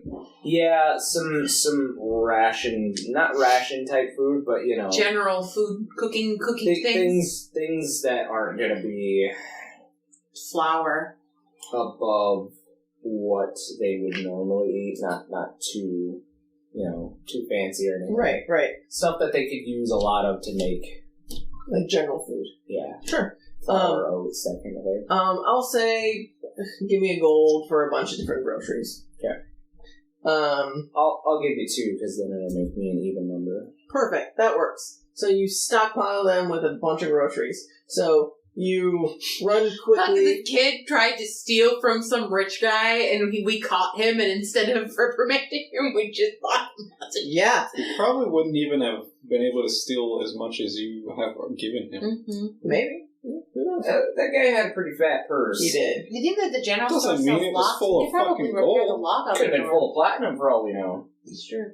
Yeah, I Does don't... that mean we should give them more? Shush. My God. There were definitely locks in the general store, FYI, like padlocks. Should we get them a lock for their door? I'm not going back there. That's true. Um, We'll put it in a work order. so you get a bunch of food to stockpile there. Yeah, I'm mostly thinking things that are going to last a while, like dried oats and non-perishables, really. Okay, sounds good. Flour and maybe some jerk meat or something. Honey. Hmm? Honey. That's pretty expensive stuff, Yeah, even for a peasant. because honey can be made into mead. But Mhm. honey is so good. It is good, but if anybody around here knows he has honey, they're going to rob him. Oh. Okay, no honey. You obviously did not grow up poor. You saw where I grew up. I was I secluded. didn't. Yes, you were there. You were with us. Who went and saw Father Isaac? Oh, right, the church. Yes. Yeah. I didn't live among people at all. Well, you were pretty stockpiled there for food anyway. Yeah, we had our own garden. Do you see a garden around here? No. You do not say garden. With the other gold, I'll have bought like a tiny tin of herbs. Okay. What are you thinking? Like cooking herbs? I'm assuming. Yeah. Okay. Sounds good. Yeah, dried, already prepared. Right. Sounds good. So you fill their spice cabinet. Oh no! Just a tin, just a tiny tin. Okay. You have a small tin for cooking. And we fill their cupboards. Yes, you have given them way more food than they previously had. Are you We gonna... open the cupboards to unload their groceries, and there's like one almost bad carrot. One sad limp One carrot. really sad limp carrot. Instant carrot. Yeah. And then we just like take the sad carrot and just like move it over and then just like load up their cupboards. Mm-hmm. I'll ask Buck. Your mother gets home in about an hour. Yeah, she should be home soon. She sometimes stops and has a drink or she stops at the tea room. So she likes to unwind after work. Sure, understandable. And she's not going to be happy with a bunch of strangers in her house. So I'd like you to help me. Why don't you help me out? We'll prepare a nice meal for her. I brought ox. I will use the ox. Oh, okay. Yes. And apples? Sure. Okay, sounds good. You're gonna love this cook. Rowan is the best cook. Yeah, I bet. I mean, you got a bunch of supplies, and I mean, I ate really well earlier, and I'm assuming it'll be twice as good as that. We can. Do you know how to cut vegetables? You can help him. And he pulls out like a small knife that looks pretty dull, but it looks like it might be able to cut some vegetables. Do you have a sharpening block, Rowan? Yeah, with my cooking split? Maybe? I don't know. we'll say you did. Okay. You sharpen his knife up a bit? So we can stab you and take the rest of your shit? Is he that kind of kid? No, he seems pretty nice. Why would he do that? We've given him so much. Right? But you have more. Lie. Sapphire knows nothing about money. She'd just probably be like, oh, a platinum's not a lot, right? There you go. Stop it. Stop it. Oh my god. Meanwhile, Finnick's like, oh, I want that. Like, these people wine and dining a child. Right? And then we're breaking and entering. Right, yeah. So Great first impression. So you guys are starting to make dinner. We're being nice. Yeah. I gave money to a peasant today. I clothed a child. It's been a good day. Sapphire, I threatened a child. Well, we You can't all did, have yes. good days. Okay, Well. so we'll jump back to you guys. So you guys throw open the doors, and you see like I said, long hallways on both sides that have doors all along the hall. I mean, think schoolhouse. I mean, like very standard rooms strewn about. There'd be large hallways with, you would know that there'd be sets of stairs going up to the upper hall above you. And glass windows, looking out to your back or right as you're walking down the hallway, or left, depending on where you go. Left or right? You know this place more than I do. It's been years. You definitely get floods of remembering bringing Seuss here to learn, arithmetic and history of Tabaxi art and lore, and you remember, her paw print painting hung up on that very wall. Like you're getting like pieces of your history that happened here. It just comes flooding back. It's very familiar. It hasn't changed that much. There was a library down this hall. Let's head that way. That sounds like a good place to start. So we'll head towards the library. Okay, sounds good. So you guys make your way down the hallway, and you take a left, and you would know that it's in the back corner. This seems pretty. The building seems pretty deserted. Like, it's very quiet. You don't hear or see any other people in here. Are you being stealthy at all? I think we're not trying to make noise, but I think I would default to stealthing just in case there was anyone here. Okay, go ahead and roll the stealth. Are you? Poor Fable. He's a loud dragonborn. Boom, boom, boom. Yeah. You have like plus 12, honey. Yeah, I know. I still like math. Plus 14. That's 26 total. Okay. 13. Okay. Chatz seems like he's pretty light on his feet, but you definitely can tell that Duke is, like, his weapons are clattering about on his back. And he's definitely not as quiet as you, but he's not, like, making a ruckus either. I'm just casually walking. Right, yeah, you're just walking, whereas Chatz is very, like, present and knowledgeable of you should, be quiet when you're breaking and entering. I'm a Tabaxi. I'm also just walking. Right. You and your stealthy Tabaxi. Right, your toe beans. Yes. We'll have you guys walk down the hall towards the double doors that lead to the library. You can see in there, like, there's just rows and rows and rows of books. But you can't quite make out any of the titles necessarily. That's what Duke sounds like. Yes, loud. So there's books. Yep, just dozens and dozens of books. As you fling open the set of double doors that lead to the library, you just see like rows and rows of books on the walls, bookshelves in front of you that leads to a larger room past it that looks like it has like a small balcony going up to like look out kind of over the city. Yeah. It doesn't seem like they've removed the books. They're just It seems like they're here. They're just fine. I am kind of curious, like, kind of back to my previous like search, which was like, if this place is used, like, is there like a lot of dust, or is there like footprints going through here? Or? This room seems very dusty, comparison to like the previous areas you've been in.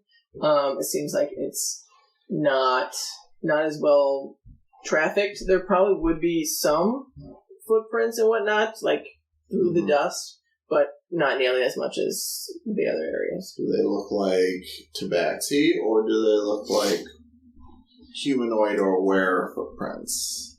Roll me investigation. Oh, that's 20. Yeah, they do seem humanoid. They do not seem Tabaxi. Yeah. So, as you guys are investigating this library, and you're looking around, trying to find more clues, we will take our first break for the night.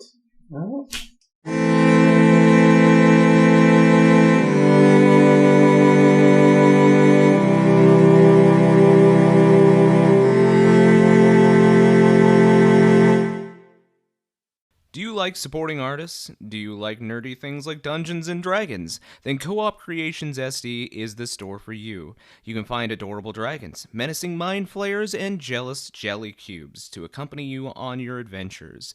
Need a way to safely transport your math rocks? Then their homemade dice bags will keep your click-clacks warm. Stop on by their Etsy page soon, as stock is limited.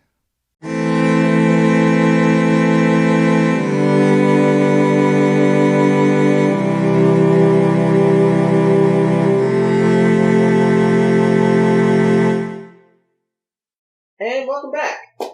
So we are going to pick up with you guys entering the library. You're doing some investigating. You found that the footprints are humanoid, but there is definitely like a layer of dust on most things in this library. I think I would want to kind of see if the footprints lead to a certain section. They would definitely be like strewn about to different bookshelves. Are you like investigating specific books or anything on the shelves? Yeah, like I'm seeing if I were able to distinguish a set of footprints, if it like led to like a spot in a bookshelf where I might be able to see what titles are in that area, you know? Yeah. I mean, pretty simple. I mean, you can follow several different paths, and there would be several different different sets of footprints. As you're going about, you would see several different types of books. Some of them would be like history type books. Some of them would be like magical type books. Some of the titles you probably wouldn't be able to read necessarily. Are you like picking up any books or anything like that? Or are you just kind of browsing? Just like yeah, I might like pick up one or two books, like especially like the kind of in the history section, you know. So, as you go and grab one of the books, you pull it off the shelf and you're thumbing through it a bit, and it talks about various like rituals that are performed for maybe like that have been performed throughout the years for worshipping like the moon goddess Saloon, or different types of transformations that have happened. throughout the werewolves, different lifespans, and like how different types of transformations cause deformations or something. Some of them more rare, blah blah blah. Like it's a generic history book of lycanthrope stuff. I'm kind of intrigued by this book. I think I'm gonna slip this into my bag. So as soon as you try and put it in your bag, it does not leave your hand. Oh. Huh. What? It's stuck. What do you mean? Try grabbing it. Some sort of prank? No. We don't have time for this. I try and open my hand and it is waving around. Oh god, what are you doing? So as you're waving it around, you feel like a sharp pain on the inside of your hand, and you take. The book bit you. No. Mimic book. You take. Let's be real. It's been cursed so that Tabaxi can't pick it up. You take 7 damage. 5 of that is piercing, 2 of it is acid. Okay. Oh, nope. Ouch. And you hear like a as it definitely was teeth that bit you. Okay. And the pages start to flap a bit as this thing seems to be alive of some sort. what kind of books do you have here? This is not my book. Rabbit is hurting me. I am not going to touch it if it is hurting. As you're fighting against this, several of the books strewn about all over the walls now are starting to fly off the shelves. Oh my god. You people have a terrible idea of Yes, keeping it's a not library. Shush! It's a library. Be quiet. We need to get out of here. Go ahead and roll for initiative as these things fly off and start flying at you specifically. Okay. Advantage? I have advantage on my initiative rolls. God damn you. I have Matt, for no, like you ever. can't resist touching things. Okay, Duke or Christian, are you keeping initiative? I don't know. Can you keep initiative for me, please? Could you please? Maybe. If it's... Here it is, okay.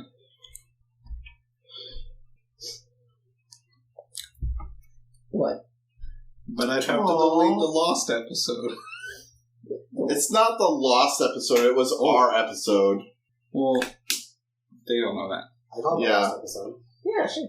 We do other things outside of this No, recording. our life Don't is tell them only that. the internet. Right. They need to learn at some point. No, our life is only Children. the internet.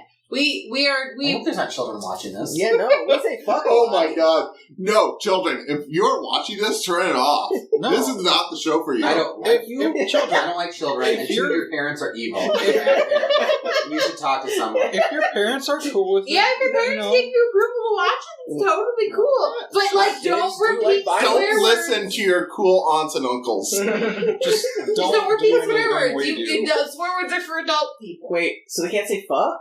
No. They They can't can't say. say cunt. You can't say cunt? Whoa! Oh, hold on. So They can't say shit, piss, fuck, cunt, cocksucker, motherfucker, or tits. Leave my mom out of They this. can't say tits. Tits isn't a bad word. Man, Well, you can't say it on TV, though. I have to You cut can't this say because on TV. our, fucking rating is just, 10. And one, Well, I quoted George Carlin, so we might get sued. Oh. So just cut that all out. It'll just be like jump cut to us It's back just in going to be me going, I like kids.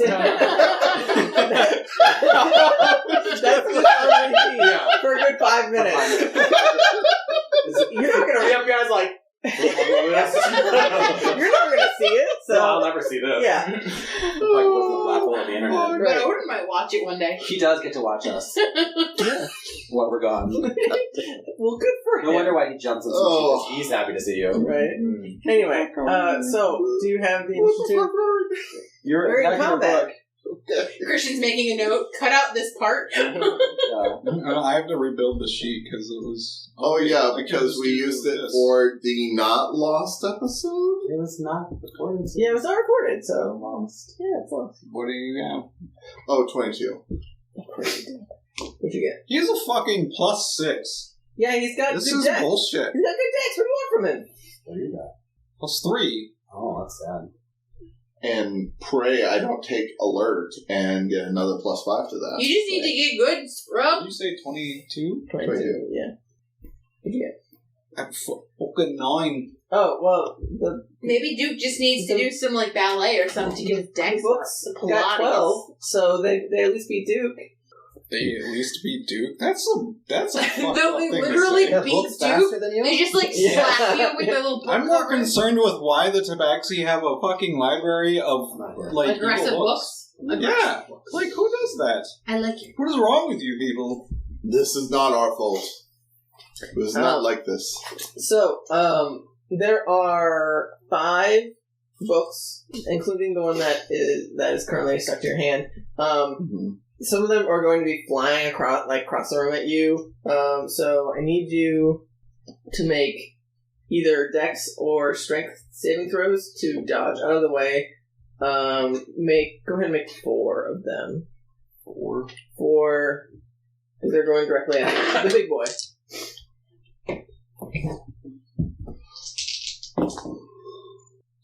You said Dex saves? Dex or strength saves. Oh. Wow. 28. Well, no. I'll do Dex because I get advantage on Dex. Okay. So that would be 23. Okay. 24. 23. Natural 20.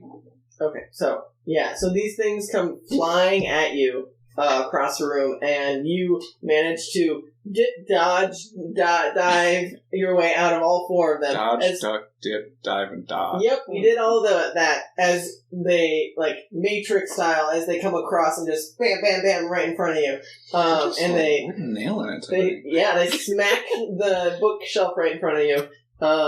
Do they make, like, little oof noises when they hit the... They make, like, sounds as they smack the gremlin noises. Yes, Portuguese gremlins. I was specifically. I was really hoping for like a...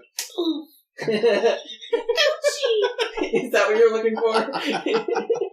Anyway, so they fly across the room, and they don't hit you, unfortunately. But one of them is going to open its maw, and you see like a white light shoot out, and it's going to do a spell. Ugh. They fucking know magic? They're books. They are the smartest things on the planet.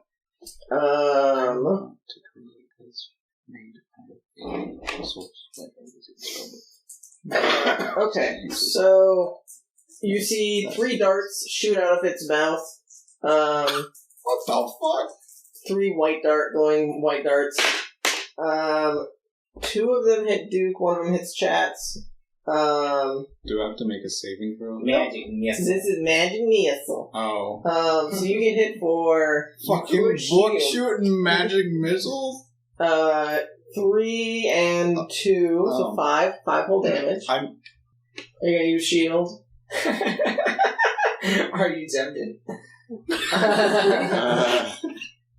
No. DM casting shade. Nah. Okay. I'll allow it. Okay, so you get hit for a whole 5 damage, and Chatz gets hit for a whole 3 damage. Oh. This is force damage. I don't have that much. You don't have that much what? Health. You have plenty of health time. Of course. Yeah, right now. Until you don't. Yeah. It whittles away fast. Whittles. They just pay nickel and dime you. It whittles away fast. The other 3 are gonna try and bite at Duke. Oh my god. These books bite. Yeah, literally. But, one of them is gonna hit. The other 2 missed terribly.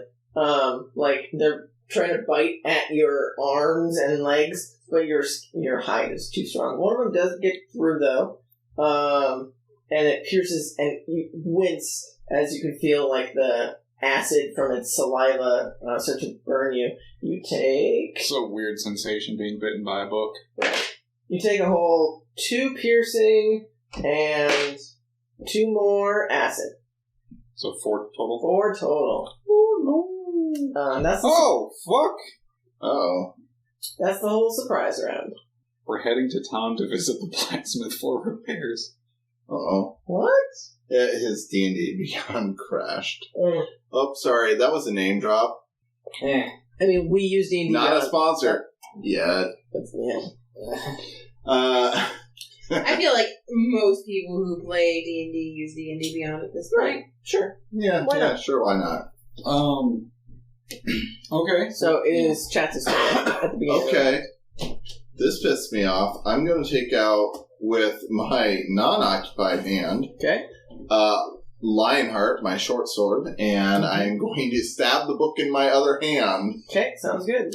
Go ahead and give me an attack roll. Yeah. you definitely might hurt yourself, but... Okay. Fine, I'll hurt him too. Getting stabbed through the hand doesn't hurt us so much as the relearning to use it. Okay, that's going to be a 22 to hit. Yeah, it definitely hits. Go ahead and roll damage. Okay. Oh, that's a 7 damage. Yeah, you killed this thing, and you also pierced your own hand for 7 damage. Oh, bullshit. You literally are stabbing the thing that's attached to your hand, honey. Honey, I can say bullshit and still accept your ruling, okay? Okay. I love you, and you're a good DM. Thank you. Anyway, so there's 4 You're such more. a fucking brown-nosed kiss. I mean, he has to. Fuck you, He has you to. beautiful man. This is the thing you were talking about that you like, right? No. I mean, he has to if he wants to ride home. Anyway, so there's 4 more flying books that are just like flapping around at you. Oh, it's their turn now, actually. Unless you have anything else, Chats. Okay, well, like a bonus action or some shit. That was your action, so yeah, you have a bonus action. I guess now that my damaged hand is free, Yeah. I think I'm going to. Let's see. Where's the next book from me? They're all in immediate distance of you, like 5 feet. Okay. They're all like flapping around right next to you, right next to. And, like they were specifically latching on to Duke, so Okay. I'm just trying to.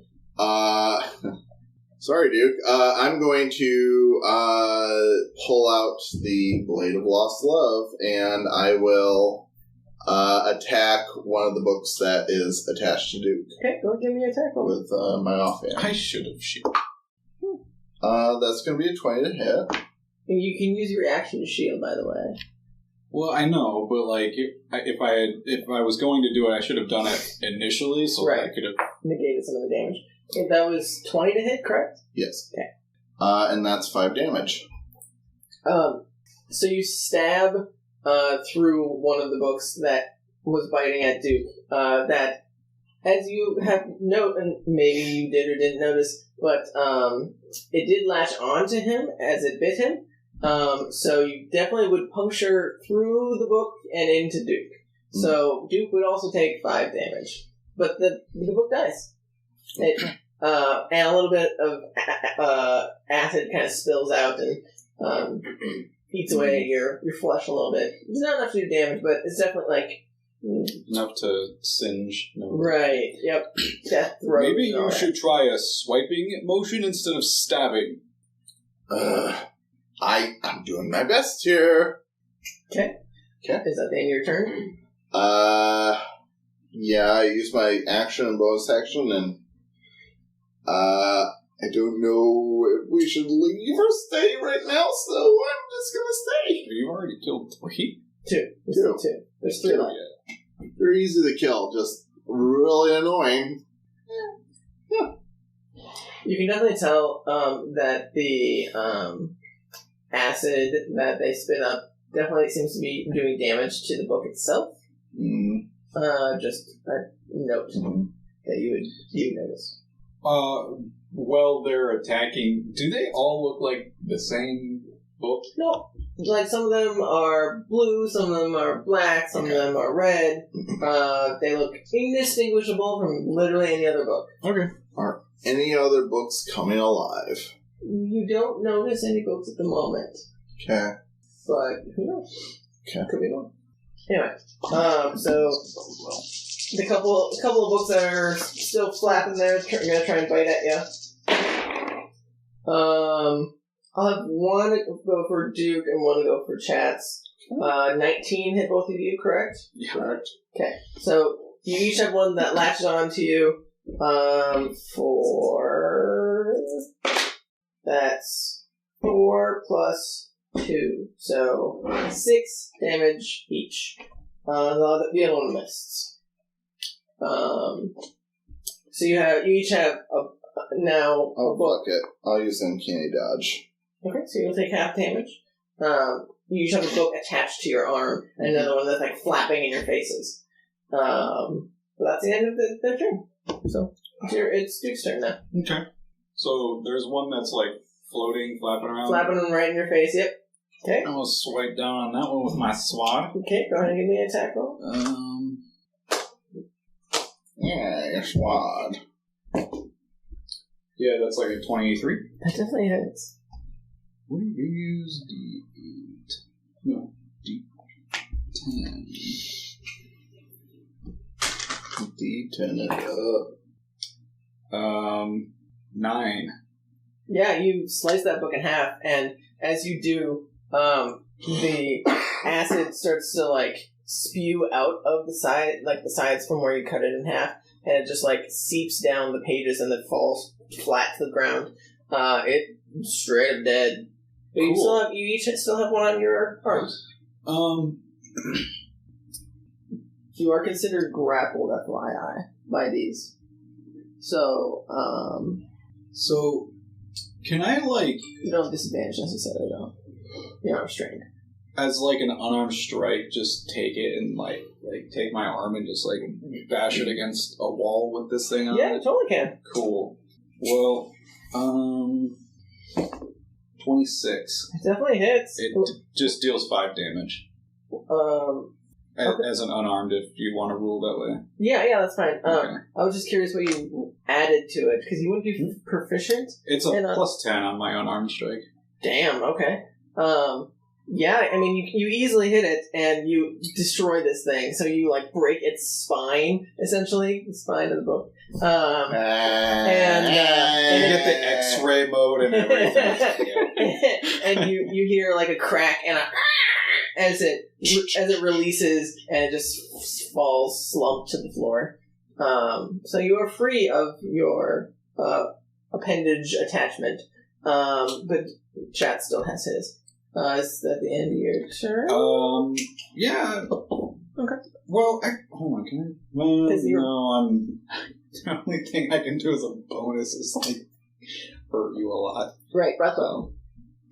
So, at the top of the round, you guys hear several more books start to rattle around throughout the room. It seems like there is perhaps dozens more, but they have not started to fling themselves across the room yet. It seems like this may or may not be a lot of said book mimics in here, but they have not attacked as of now. But it is your turn. I will tell Duke, I think we need to leave. So I have one attached to me and one hovering. Nope, he cut that one. He cut that one, okay. So I have one attached to me. I'm going to stab that one. Okay, you're going to give me an attack. That'll be 16 to hit. 16 hits? Okay. That's going to be 11 damage, but... Okay, yeah. You easily slice this thing, and you also take 11 damage. Yeah. As you're slicing through it, and you cut your arm with the same swath. But you managed to free yourself. Are there any more books hovering around us right now? No. they're just kind of shaking in place at the moment. Like, Okay, I'm beelining it for the door. okay, sounds good. So as soon as you start beelining it for the door, several more that are farther back start to like throw themselves, so they can't quite make it towards you guys. But they're not in range to actually hit you. It seems like they were too far away. But it seems like there are more coming. So it is now Duke's turn. How far from the door am I by now? You'd be able to get to the door. Okay. You have plenty of movement. Okay. Yeah, I'm gonna go as well. Bolt? Yeah. Okay, sounds good. So you guys run towards the door. Are you shutting the door behind you? Yes. Okay, sounds good. So as soon as you guys run through the door, shut the door behind you, like several books would start like attacking at the door, but it would be a pretty futile effort that they can't break through it necessarily. So as long as you are on the other side of that door, you're technically out of combat. So you're definitely making a ruckus. Like, they are not quiet. They're like chirping and growling at you, and like their pages are flapping at you. Like, this is definitely not quiet. So you think that you may or may not have, drawn attention to yourselves? Who knows? I don't think I want to invest in this place. That's a fair assumption. I think we should get out of here before we attract any attention. I don't know, we've attracted enough as it is. Just getting in, we might as well see what else is. Really? Okay. You're a god. And I'm not a god. What? A guard. Yes, I apologize that the accent I'm trying to follow with what I don't know your language. Okay. Anyway, well, let's look upstairs. Okay. Well, there was the branch. We went left. You went right. Right, Oh. and then took a left and went down the hall. Fine, let's check Let's the try other the branch. other way, and then Yes. we'll find a way up from afterward. Okay, so you guys start. Not going to lead to another library, is it? No. For the record, those books were cursed. We never had any books like those. So you guys just start making your way to the other side of the school. We'll jump back to you guys. So you guys are making a lovely stew from the ox and the seasonings that you guys picked up. It's not hard. You've worked with ox before. Go ahead and give me an intelligence check just to see how well you prepare this food. You would have proficient because of your cooking tools. Your cooking tools.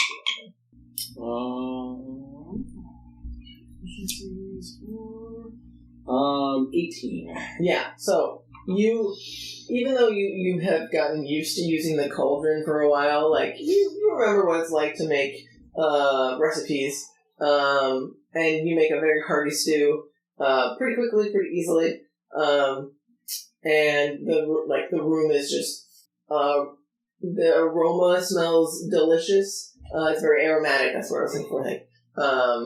But it definitely it makes the home seem a little bit homier. Like, it's definitely not as sad of a house anymore. And I mean, you guys recently ate, so it's not like you are starving, but you probably could eat if you really want to. Rosemary would probably help herself since she did not eat previously, because she didn't spend any money. But she would help herself, and I mean, Rosemary, you've been so quiet this whole day. What do you think about all of this? it's very nice what you guys are doing for him. Buck, yes, Buck. You forgot his name, Rosemary? I was busy. Drunk. No. I saw you getting them wine glasses at that establishment before. You mean where Bryce died? Is that what you're talking about? No, I'm talking about just recently when we had lunch. Oh, I didn't have any wine. You didn't order any lunch. You only ordered wine. I didn't order anything. What are you talking about? Rosemary, You don't know what you're talking about. we're gonna have to have an intervention. I don't know what you're talking You about. got drunk. You're in the middle of a zombie apocalypse.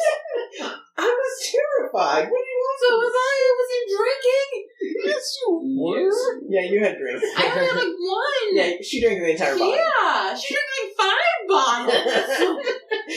Regardless, Buck will start to help himself to the stew and like chow down, and he thanks you and says, I really appreciate everything you guys are doing for me. I hope my mom comes home soon, but sometimes she stays out late. Like I said, she likes to unwind after work, so it may be a little while. We can maybe go find her if you want. I mean, we can let her know that there's food here, so she doesn't have to buy any. But yeah, you know what? That might not be a bad idea. What do the rest of you think? Because it's been a while since we've I'll take my pocket watch out and look, and like it's been a while since we've heard from Duke and Chatz. I mean, I can message them if you'd like. If you want me to tell them to meet up with us, or yeah, why don't you check in on them? Yeah, Rosemary, that would be helpful. Yeah. So Rosemary will send you a message and say, we are helping Buck get settled at his home, waiting for his mother. How are things going at the school? Who's she sending it to specifically? You. I will say back to her, well, I really hope we don't die. That's it? That's all you send back? See you soon. Okay. You immediately get... See the alarmed look. Yeah, an alarmed look on her face as she looks at you and says, they hope they're not going to die? Like, this would be after the books had attacked you. Right. And you guys are making your way to the other side. She sends you another message. Are you okay? Do you want us to come help? We hit the books pretty hard. I see what you did there. We're still exploring the school. We will report back when we can. Where did you send them, Rowan? Something to explore a school. I wasn't How expecting... are they almost dying in a school? I don't know the school. It's... I look at Buck and I'm like, is this school dangerous, Buck? I mean, I've never been there, but I know a lot of Tabaxi go there. They have a lot of equipment to, like, learn how to mine and shit, so it could be dangerous. Maybe if they're, not using the equipment correctly or something. But Rosemary will say, they said they were hitting the books hard. I don't know if that's a euphemism. Are they... I don't. They seem, if they're reading, I don't know how dangerous that can be unless they're reading dangerous books. Are books dangerous? Can books be dangerous? Yes, books can be very, very dangerous. Well, why are they reading dangerous books? Why are they keeping dangerous books in a school? I mean, maybe for education. Maybe it's a euphemism. Maybe they're like having sex. Maybe. I mean, they're the old men. It makes sense. I mean, they have been together longer than all of us. Yeah. There could be some secret romance. They're like a married couple, right? Yeah. That's enough of that. Finnick, why don't you and Sapphire go check on them, and I will go and try Excuse to... me, I don't want to go and hit books hard. Would you like to go find Buck's mother? I'd like to go find Bram. Yeah. I would like to. That's who we've been looking for this whole time. Well, if they're in trouble, they'll find us, right? Either that or they'll get arrested. Oh, Chatz is a guard. I hope they don't. I don't think we're there because they were hoping the mother could... We'll do the thing. But yes, you're right. We should find Bram because it's getting late. Let's go to that shady bar. If he's anywhere, he's there, right?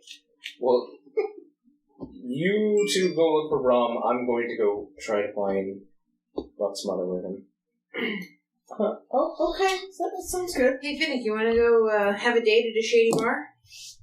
I guess if we get out of here, that's something we got to plan. Okay, so, you guys are... Rowan got arrested. Rosemary, actually, you should go with Rowan so he doesn't get arrested. Great idea. Yeah. I will keep an eye on the cuz. Thanks. It's Finnick, let's go on a date.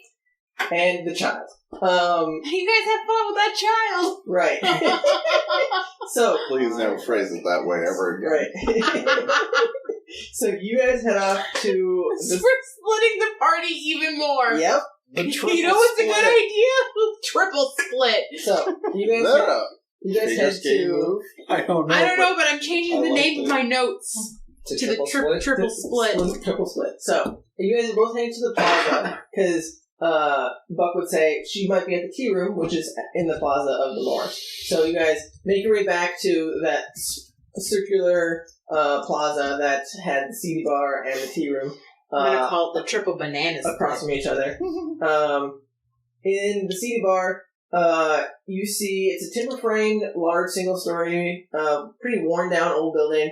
Gray shingle roofs. It's very loud and boisterous. From the outside, you hear a bunch of hooting and hollering. You see a guy out front that has a small little table that seems to be rolling, like he has like a small little cup and he's rolling some dice. And then there's a small crowd around him that seems to be some sort of gambling of some sort. You can see in through the window there is a pretty long-haired, gray, tall Tabaxi man that seems to be tending the bar.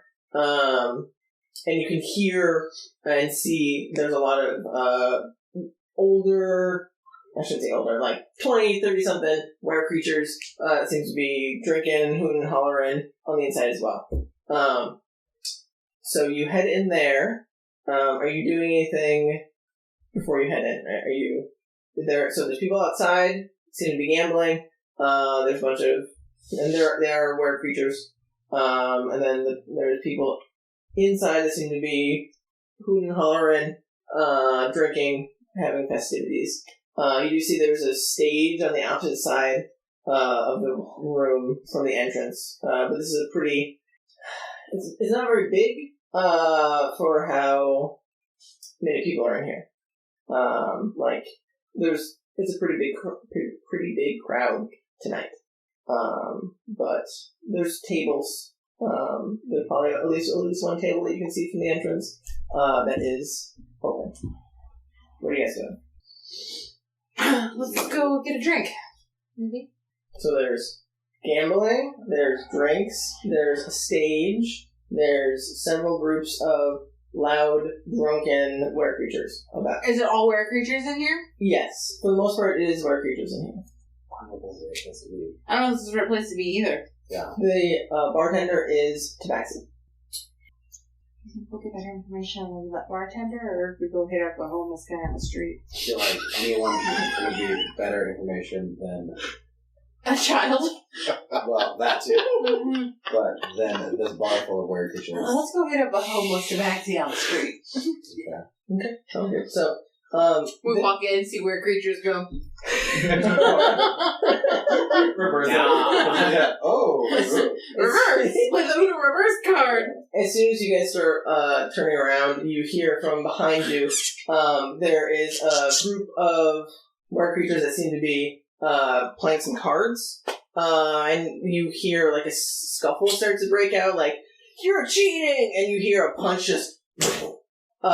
and there's this, like, table goes flying, and, like, swords get drawn, and, like, they seem to be, like, about to scuffle. And then you hear, "Welcome to the stage, Adonis," and you hear, like... Yeah, you hear behind, like, very old, tattered clothes, clothing, the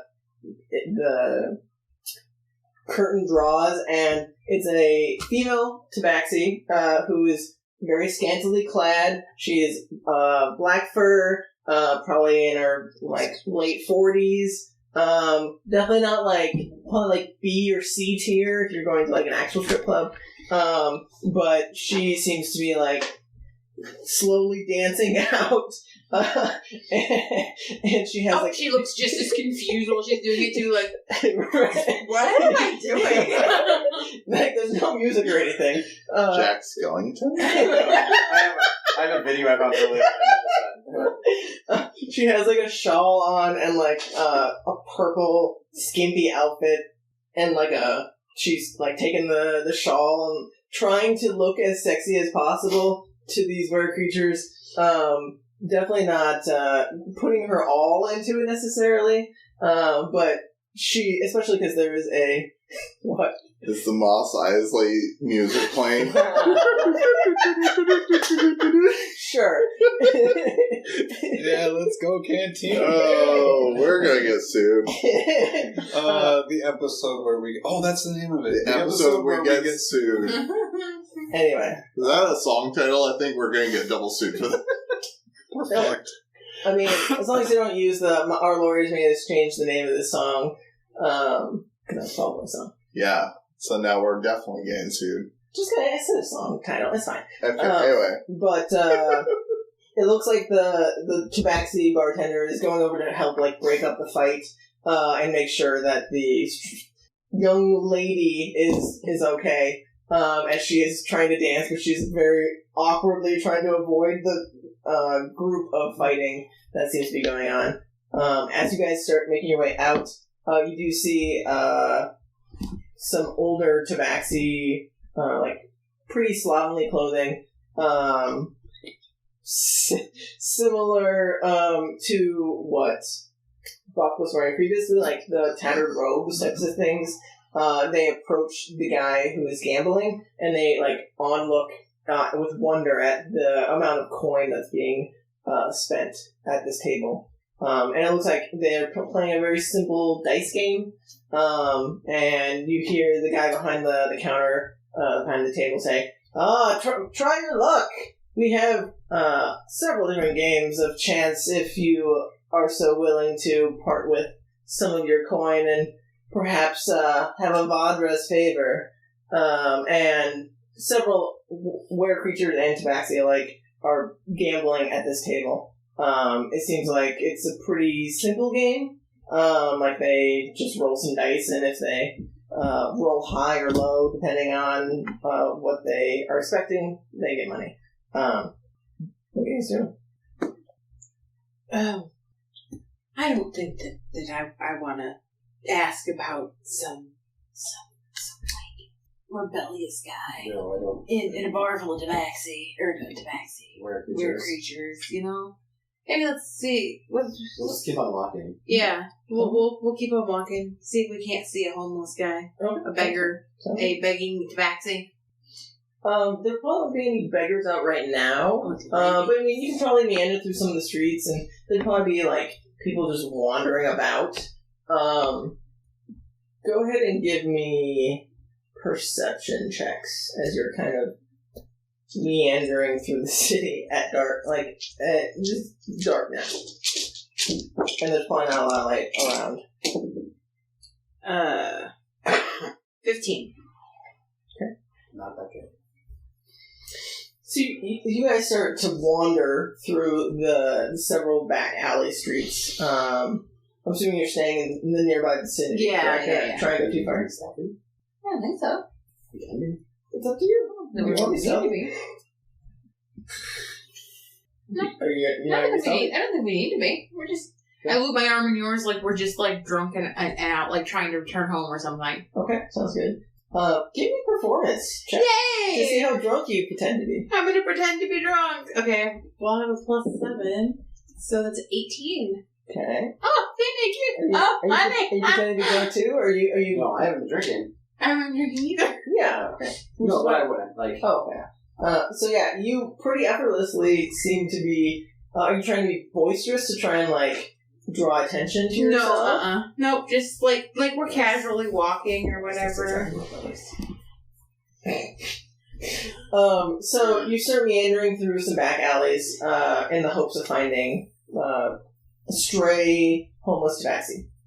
So we're going to jump back to you in the tea room. So you and Rosemary and Buck head over to you see a single-story building with gray shingle roof and like nice a nice large rug as you enter on the floor. There are several lanterns hanging about. Several of the tables have hookahs on them, and behind the counter you see female Tabaxi. Description. She is. She has long gray fur. You can see she has like golden eyes. She's about 5'5", pretty lean. Oblong face. She has a piercing on her top of her left ear. She looks like she's resting her hands on her chin, and she looks like she's about to fall asleep. There are a couple of the patrons in here that seem to be like sipping on tea and zonked out almost. You do see a woman who looks like she has passed out, who Buck immediately runs over to and like starts to try and shake her awake. And as you enter, the Tabaxi woman addresses you and says, "Welcome to the Black Phoenix Tea Room. Would you like to try any of our teas?" Like, you can tell she's either very sleepy or very, like, perhaps. But she seems very just docile. How can I help you? I think we already found what we were looking for. Thank you. Very well. Feel free to take a seat and try one of our hookahs. And Buck is like vigorously trying to wake up his mom, and she obviously is like just like out of it. Like, she's not dead or anything. Like, she's breathing, but like she definitely looks like she is stoned out of her gourd. Correct. And Rosemary comes over to her and like tries to tend to her a bit. But let me see how well her message is. Pretty good. She'd be able to at least determine, like, looking at her eyes and looking at like smelling the tea that's in front of her, that yes, she has taken some sort of drug. I'm not sure what exactly it is, but she's probably going to be out for at least an hour or two. We probably should bring her home at least. Maybe don't drink that tea. I'm fine on it. Would you mind carrying her? She probably doesn't seem too large, but I don't think I could carry her. She's pretty small, compared, like, she about the same build as Buck, but obviously older, black fur. She's wearing pretty tattered clothes as well, like a pretty dirty work uniform. It looks like similar to some of the things that the other Tabaxi have been wearing when they're following their owners and whatnot. Mm-hmm. So Rosemary grabs her and picks her up, and like fireman carries her through and makes sure not to hit her head on the way out. And I'm assuming you guys are heading back to the house then? Okay. So you head back to the house.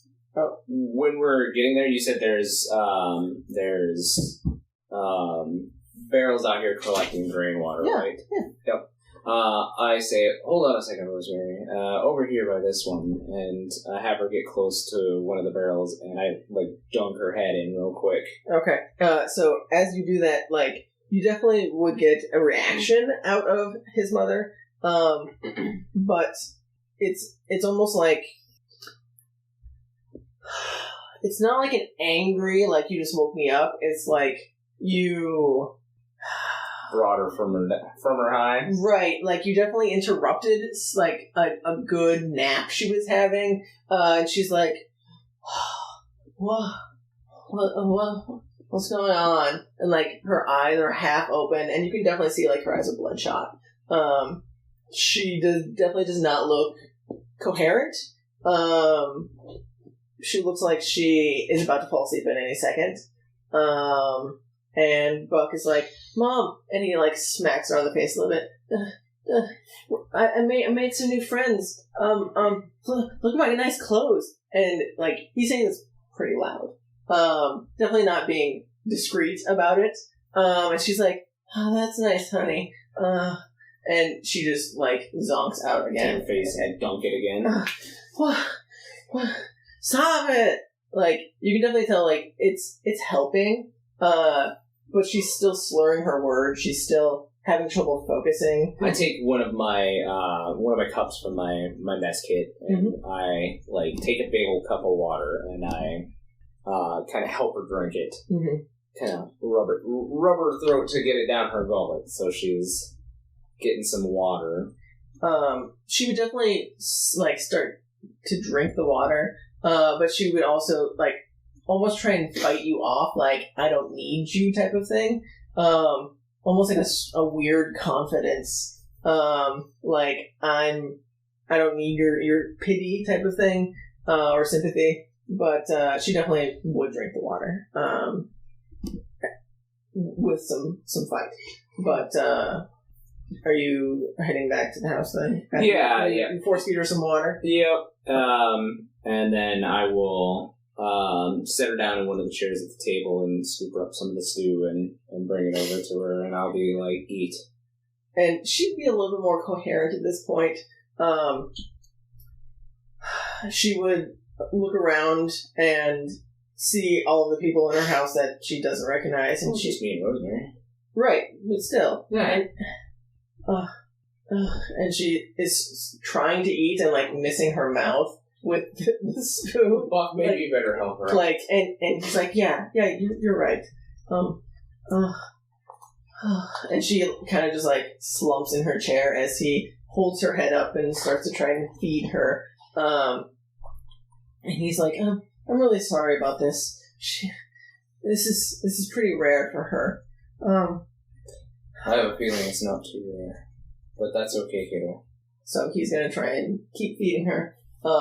We will jump back to you two. So you guys are searching around. You eventually do find a small hovel that seems to have a small family, like a man and wife and several kids that are running around. They are just in an alley, kind of tucked behind some houses. That it seems to have made a makeshift home. They definitely live in this hovel? Yeah, there's just a bunch of barrels and boxes and whatnot that they've kind of turned into a small little alcove for them to live in. And the kids are running around and chasing a twig around or something. They got nothing. And the mom is has a small little stove that she's cooking what looks like some porridge or something in. Doesn't smell good. Are they Tabaxi? They're Tabaxi, yes. Are you guys approaching? Yeah, I'm assuming? sure. Are you still acting drunk? No. Okay. So as you're approaching, the kids kind of give you weird looks, as you guys are much fancier dressed than they are, as they are in rags, literal rags. We're just in travel. Out of all of the party members, I feel like Finnick and Sapphire are the least up to do. I'm just wearing travel clothes and armor. Armor-ish. You are both well.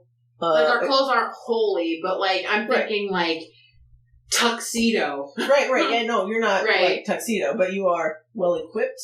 Your hair is constantly flowing in the wind at odd angles. At all times. It's just I'm like a CoverGirl commercial or literally. Whatever. Yeah, L'Oreal commercial. Right. You have a cat around your neck. There's a lot of interesting things about both of you. So they kind of gawk at you for a bit as they just kind of stare, and they yell, "Mommy!" as the parents turn around and look at the two of you as you guys approach. Hi. The father steps up, who is a tabby. It looks like he also is wearing rags.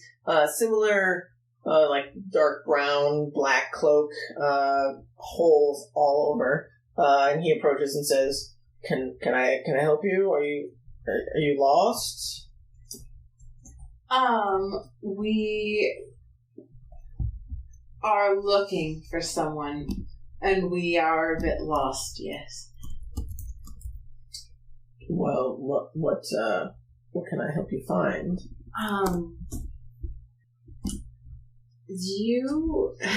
Should I just lead with it? I mean, sure, why not? Whatever. What's the guy's name? Bram. Do you know someone by the name of Bram in this area? So as soon as you say that name, you definitely get like a reaction. Like you can just innately see that he knows who I'm talking about. Right, like it's not hard to like. He's not very good at hiding it. Mm-hmm. But go ahead and roll me an insight anyway to see how much you glean from that. Okay. Yeah. Okay. Oh! Natural 20? Yeah! So 26 total. You can definitely tell that he recognizes the name. He recognizes that it's dangerous that people are asking for him. But he definitely knows what you're talking about. He knows, like it's his brother. But he's also very nervous about I still the have fact that the you're... coin that has Silas' symbol on it. Oh, okay. So I'll hold it out in my palm and I'll say, we don't mean him any harm. Go ahead and roll me persuasion with advantage. Okay. As you are showing the coin from the chain uprising. Okay. 18. So as soon as you show the coin and say that you don't mean him any harm, he looks you both up and down and says, "Who are you, and why are you looking for this Bram?" The person who gave me this coin told me to ask for him while we were here. And what did this person say to look for? Bram. I don't remember. Me personally, I don't remember. So I remember her saying that he could give us lodging, and I don't remember anything after that. She didn't give you like a description of him necessarily. Yeah. Other than his name is Bram Felden. Okay. And he is Tabaxi, and that he is like a leader of the faction. So I will say, chain uprising. Like he.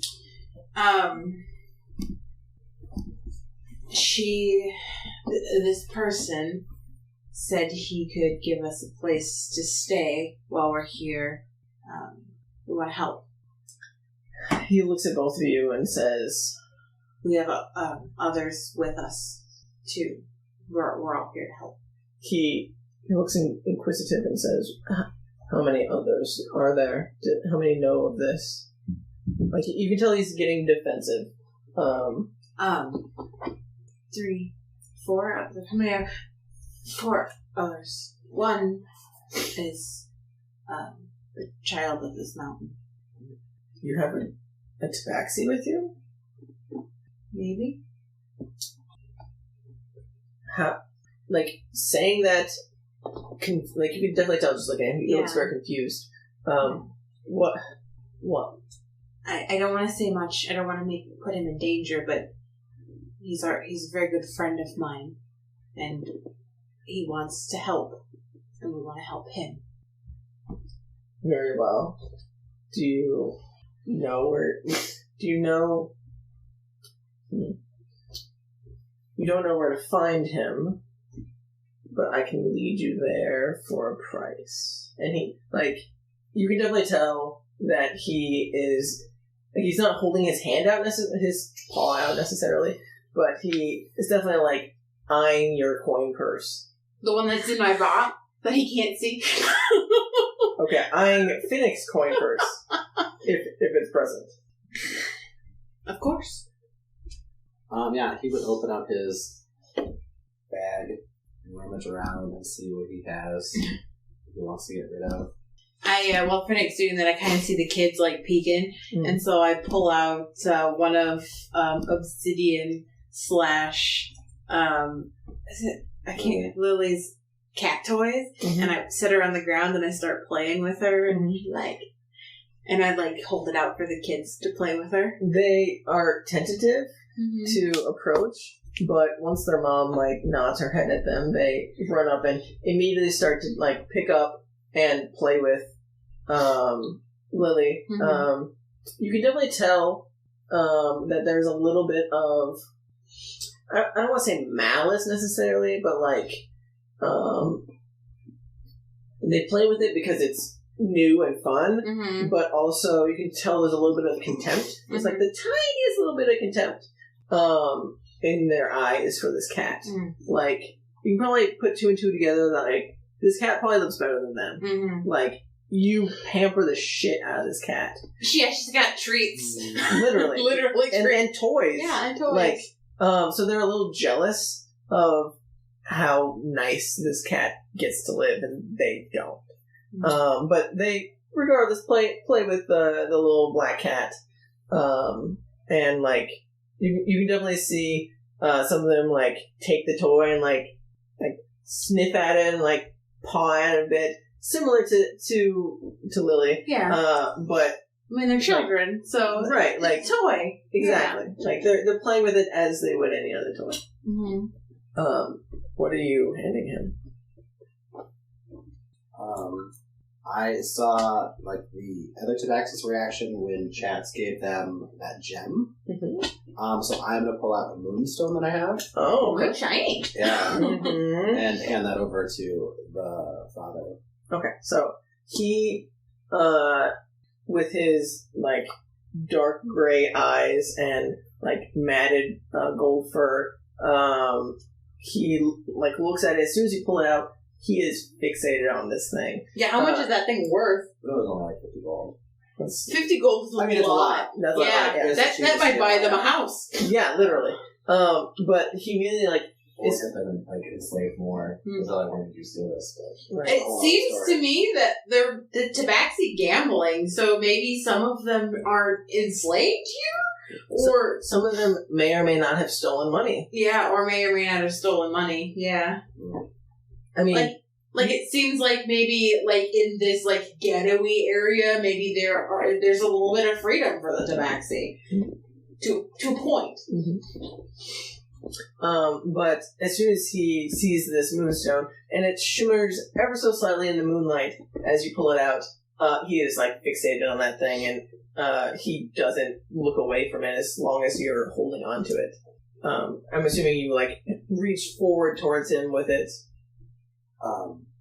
Yeah, I would, like, hold it out and be like, this is yours, or you need to cooperate. And he just nods, like, staring at it, unblinking, like, he's not even looking at you, he's literally just looking at the stone. Like, he is following that thing like a cat with a toy laser thing. I'll show you exactly where to find Bram. And he, like, starts salivating just looking at this thing, because he probably have at least some idea that this thing is valuable. Not necessarily know exactly how much, but it's definitely going to feed his family for at least a week or something. But he's like, did you want to go in the morning, or when do you want to be escorted? I'm available, as you can imagine. What time is it now? It's probably getting, like, 9, 10 o'clock at night. Like, it's getting late. Should we... In the evening. Have him meet us somewhere in the morning so we can gather our friends? It's probably the best idea. Do you trust that he'll show up? Are you talking about Bram, or are you talking about this guy? Your dad? We didn't ask his name. We're, like, having him quiet aside. Right, sure. Or should we have him lead us there now so we know the way? It'd be nice to know the way now, but I do think he would help introductions. So should we wait or should we go now? It's up to you. We might have a little bit more standing ground if we have Chatz in us. How far away is Bram? I would ask the guy. Or how far away is where does this guy live?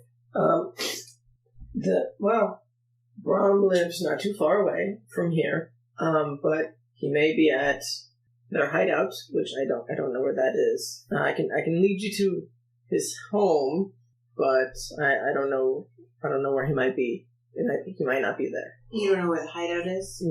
I'm not involved. Lead us to his home now, so we know where it is. And if he's not there, we'll go back in the morning. Very well. Thank you for your help. I can do that. I appreciate this. This is a blessing from, and you can definitely see he hesitates to say what he's about to say, and he doesn't. He just stops himself. I put my hands on his hands and I go, I've heard of your cat lord before. And all of the Tabaxi in the near vicinity, just stare at you and say, the father says, do not say that name unless you wish harm upon yourself. Okay. Just say it internally. Okay. Don't. Think it. Don't say it. Yes. We should probably tell Chaz that. There's no telling Chaz anymore. It's true. Okay. Oh, we can't say that name here either. You must not be Cat. I'm assuming you're not saying this to him. No, we're talking quietly amongst ourselves. Okay, yeah, lead us the way. And, yeah. Very well. Shady. Sir. Right. I don't have no idea what his name is. We don't grass. Yeah, oh yeah, what's your name? Fangs by the river. Fangs by the river. Alright. Nice to meet you. Very traditional name. Yeah, it's Chuck and Lola. Chuck and Lola. Or whatever it was. Chuck and Lola. Chuck and Lola. Yeah. Well, he puts out his paw towards you and tries to shake your hand as you introduce yourselves. Yeah. Do you hand over the moonstone as you shake his hand? Give it to him right. Okay, sounds good. So he takes it and he is playing with it in his hands. The And best probably keep that out of sight. And he looks at you like, no, duh.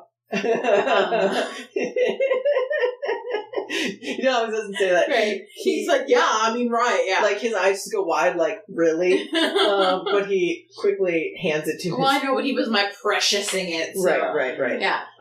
He quickly hands it over to his wife, who stashes it. What's his name? By the river. I will pick up my cat and put her back on my neck. And I will give both of the kids some little treats, like sweet treats or rations or whatever, which they would quickly eat, and the mother would be like, "You're gonna spoil your dinner."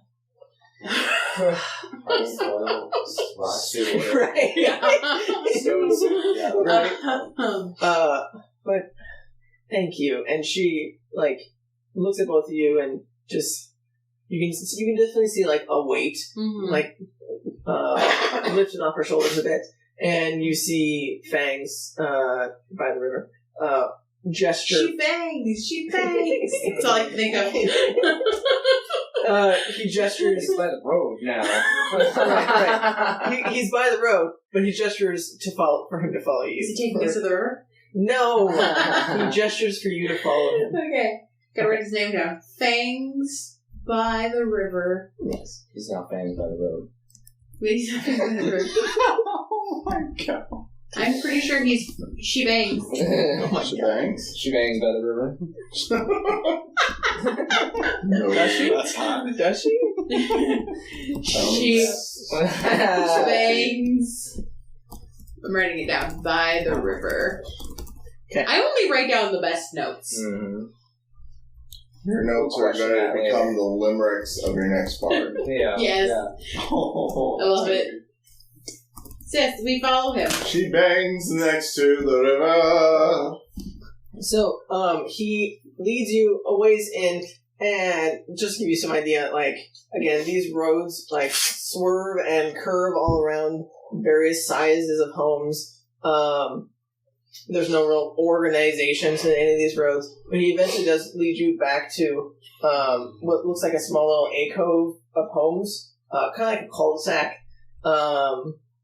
that has several different homes that look a little bit nicer than some of the ones you've been around lately. And he gestures to the far one, at the very back of this cul-de-sac, and he says, "That's Bram's." But be careful. He may have some booby traps or something to protect his home. He's a very wily one, that Bram. And you can definitely tell, he's not lying or anything, but he seems a little worried. Yeah. like the fact that he's exposing someone from this underground thieves guild that might kill him. Yeah. For telling you this, but he gestures to the house and says, "That's the one." Okay. But you don't see any lights on currently. Okay. Perfect. Well, it's late, so correct. Yeah. Should we knock on the door, or should we note that it's here and come back in the morning?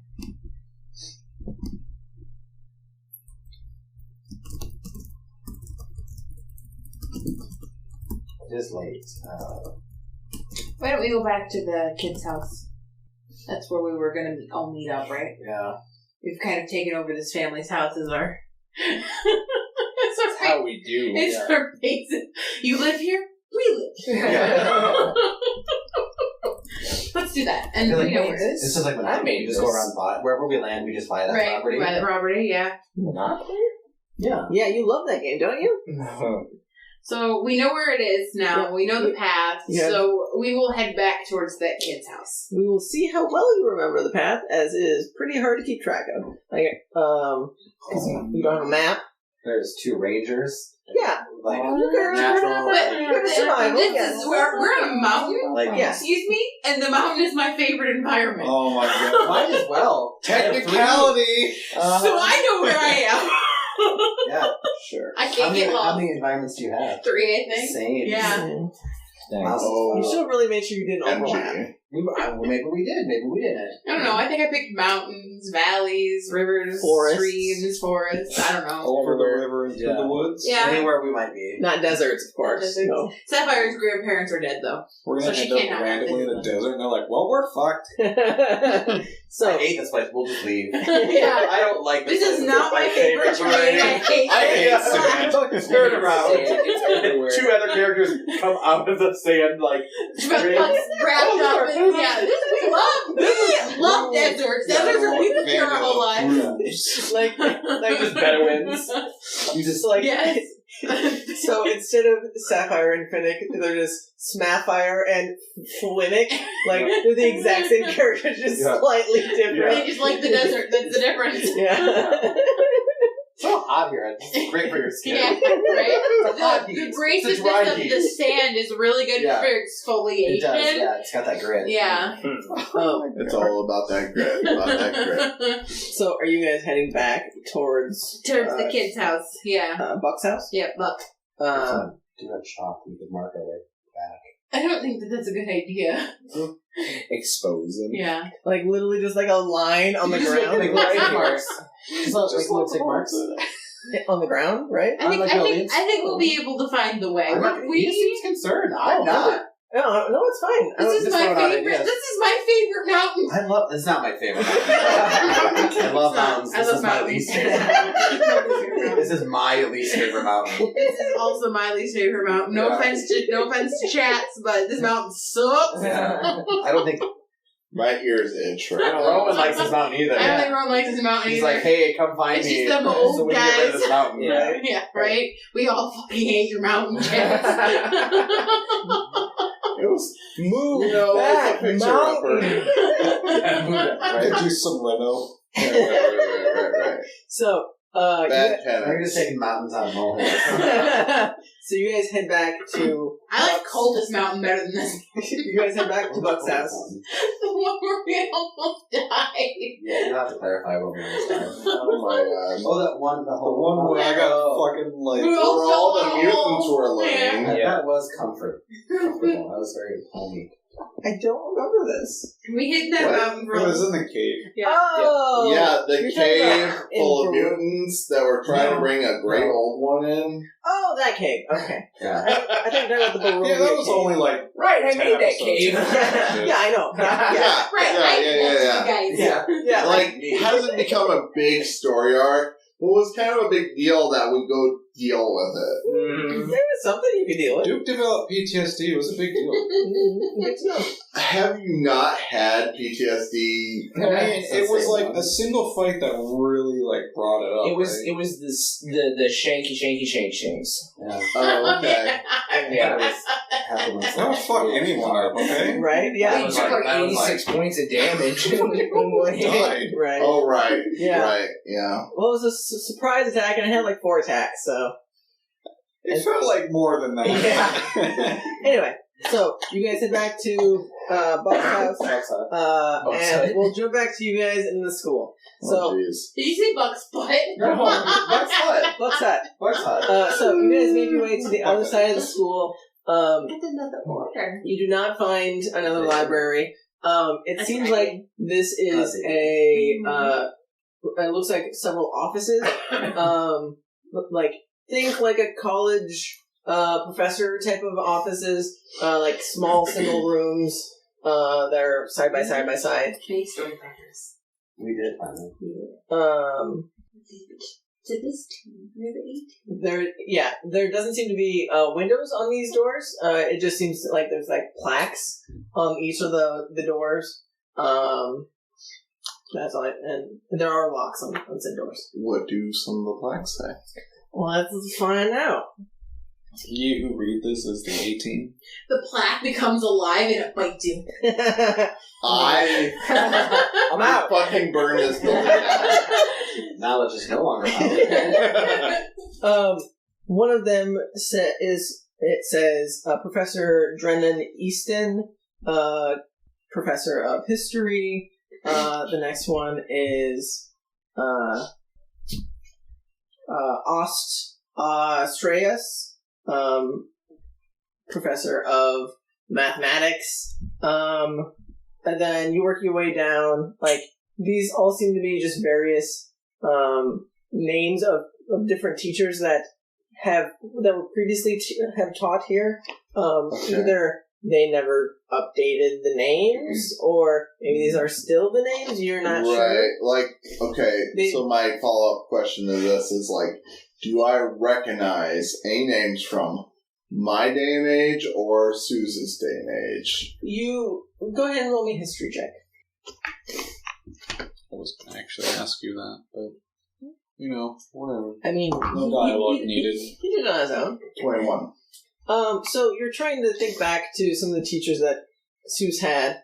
You don't recognize any of these names. You're not sure if, perhaps these have had, like, come and gone. Like, perhaps the school has changed hands and had multiple purposes throughout the hundreds of years you've been gone. But you don't recognize these names. Okay. But these are, offices of some sort. Okay. These names are not what I recall, so these likely are current members. Well, it's not necessarily. They could have taken time before they dismantled the education systems. It's hard to say. Can we check out any of these offices? There could be useful information. So, for all we know, are these Tabaxi names?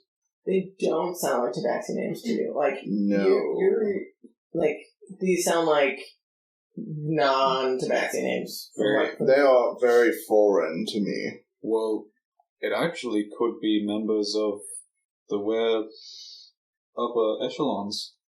It could be. Exploring the offices could be beneficial to our, mission to eliminate them.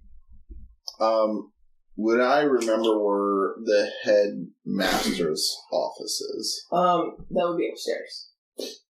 I think if we're going to explore any offices, it should be the headmaster's office.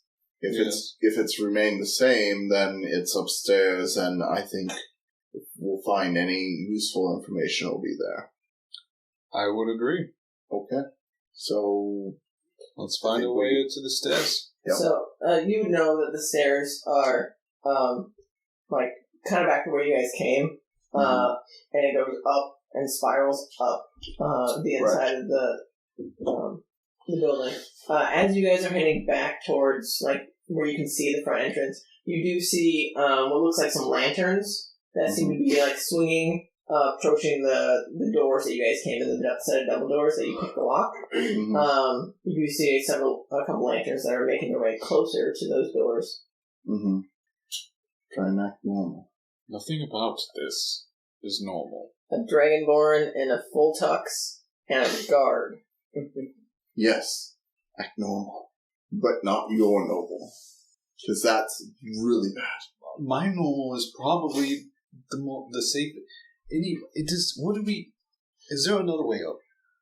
There are several sets of, there's stairs on both sides, but there's only one hallway connecting the two sides. I mean, you could easily just, run and go upstairs and, avoid the front entryway, if you wanted. That's totally possible. Let's go upstairs. Yes. Hurry. So, as you guys start making your way upstairs, you hear the front doors, jiggle and then open. And you can hear, isn't this supposed to be locked? I wonder if the headmistress knows. Go check down that hallway. And so you guys hear this echoing from downstairs as you guys start making your way up. Mm-hmm. Are you guys stealthing?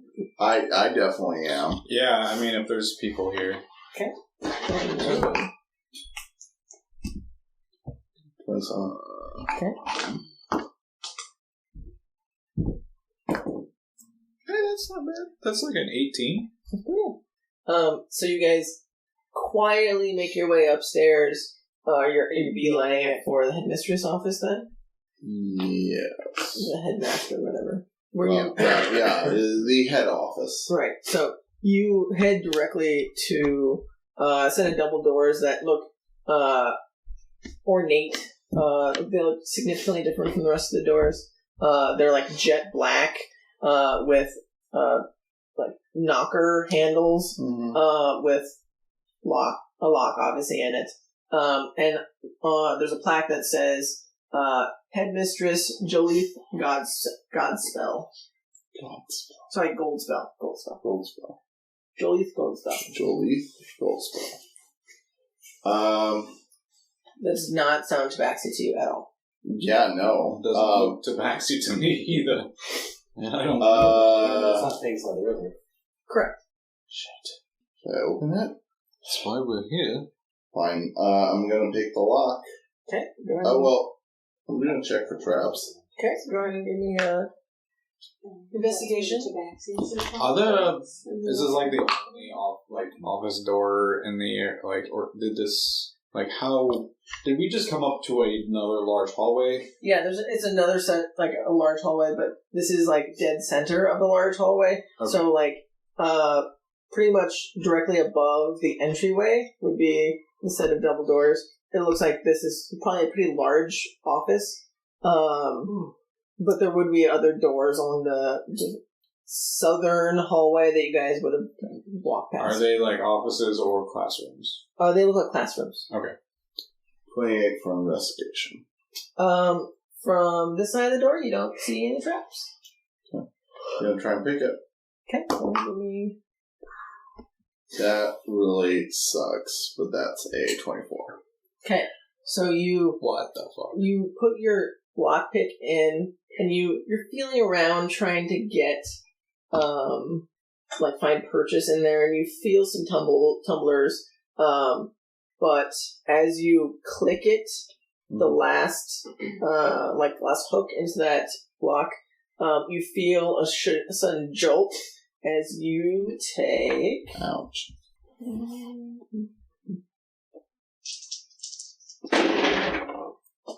15 lightning damage. It goes through your metal tools and you're just gonna shake for a quick second. Almost like your attempt at picking the lock caused some sort of reaction. Mm-hmm. I'm gonna look at my Duke and be like, ow. You look energized. You have some steam coming off your head. I'm a little fried. I don't know if you should stick around, especially if those people are coming after us, and this door is really well guarded. Well, they don't know that we're still here. Did you at least get it opened? You definitely would have. I mean, you can go ahead and try and open it. I'll try and open it, I guess. Resistant to lightning. So you try and open the door. It is still locked. Nope. Let's go. Okay. Okay, so how are you getting back down? There's a set of stairs on both sides. Okay, did we see which way the people we saw that were checking the front door? You had already started going upstairs by the time they had come in, so you didn't see which way. You probably can guess that they split up, and one's going left, one's going right, just from the sound of the voices. Is there a classroom nearby? Yeah, the big classrooms close by where the stairwell that you came in. Okay, can I try the door of one of the classrooms? Sure, you head over. You try the door. It is unlocked. Unlocked. Okay, I'm going to open it and dip inside. Okay, sounds good. I mean, there's a large, classic classroom, board, several chairs. It seem to be like benches. Not much not like papers or anything. It just seems to be like benches that are facing a board of some sort. Okay. There's no posters or anything on the wall. Nothing really descript about this room other than there's windows on the other side opposite the door. Okay. Are you just gonna are you hiding out? Is that the idea? I mean, I guess my first thought is to get behind the direction that the door swings open. Okay. So that if anyone gets in, they'll see nothing. Okay. And I'll maybe tug on Duke to do the same. Yeah, I mean, I was gonna hide behind where the door. If they were to open this door, I would be behind it. Yeah, that's what I'm saying. Yeah, that's what you're both trying to do. Yeah. Okay, sounds good. So the single door that opens inward. Is that where you'll hide both of you? Yeah. Is there any other large counters or anything? Not in here. There's no desks. How high is the ceiling? 10 feet. Okay. Because I have climbing claws, I'm gonna fucking climb the wall and cling to the corner. Okay. Because I can. Yeah. Just gonna scared cat, man. Just right. Up the wall. And let Duke hide behind the door. I'll be prepared in case somebody opens this door. Okay, are you ready an attack? Yeah, I mean, can I ready a grapple? I would assume so, yeah. And but only if I can tell that they notice me. Okay. Because if I'm behind the door and they open and they look and they're whatever, and then leave, I don't want to bring attention to us. Sure. So, being as you do have a climb speed, but I will say it is harder to be stealthy as you're climbing, because you can't hide behind anything, you're just in plain sight. Yes, I am in plain sight. You're also on the ceiling. Attached to the corner of the ceiling, yes. Yeah. And who would think to look up? That's the point. It's all the way around. Yes. Yeah. You spew vomit? I'm bringing vomit on them as well. Anyway, you guys duck in here, shut the door behind you. Do you lock it behind you? It wasn't locked when we came in. It was not locked when you... Nope. Okay. Inconspicuous. Sounds good. So, you would hear some movement coming from outside, someone coming up the stairs. You would hear, muffled talking we should call the headmistress. We should have her come check to make sure no one's here, after hours. And then the other one's are you crazy? Why would you want to bother her? She's gonna rip your head off. You can definitely tell they're a little torn, but they are, over the course of several minutes, opening several of the doors. They do get close to your door. Go ahead and roll stealth as you're trying to keep your composure, not make too much noise as they come closer to check your room. 29. 19. Yeah. So you like I said, you can hear them talking as they're checking each of the classrooms, and they come to your door and they fling it open. They look around. They don't see anything, from what you can tell. They immediately close the doors. They don't see you guys, surprisingly. And you hear them start making their way downstairs, and you do hear one of them says, I'll send over maybe her assistant would be willing to do it. She's far too busy, right? And you hear the voices trail off down the stairs. That was close. I don't know how much time we have left in this place. What should we do?